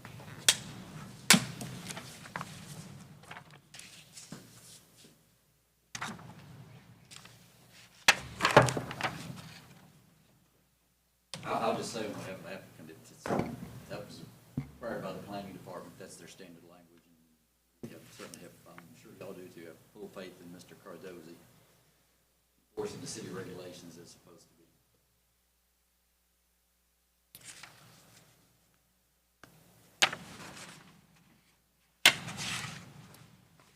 Anyone else support or against this item?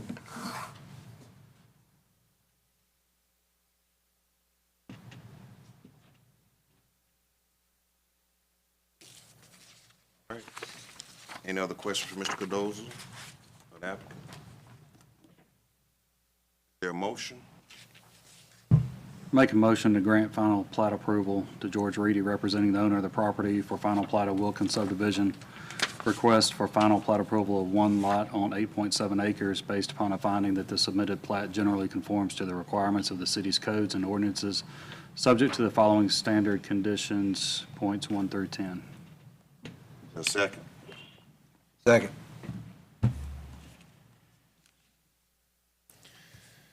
Commissioner Jordan? Aye. Commissioner Safley? Aye. Commissioner Mack? Aye. Commissioner Ashworth? Aye. right, the motion to approve this item passes. Our last item this time is amendment to the subdivision regulation, PL 1721 subdivision regulation amendment, addition of street sign design standards.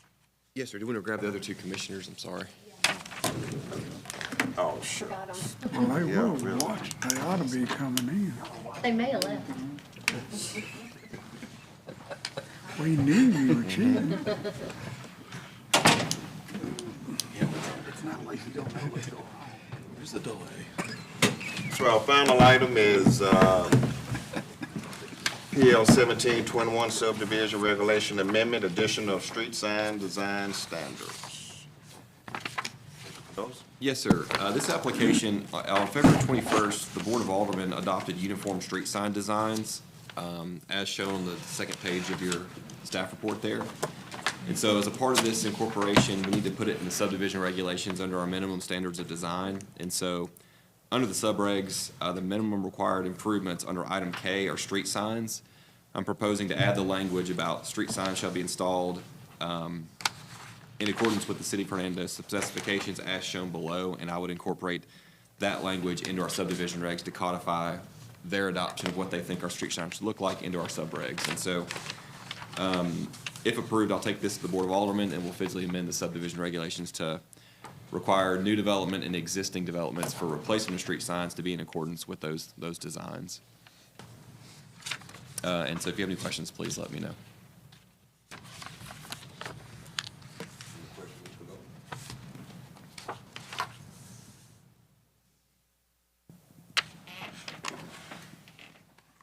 The motion?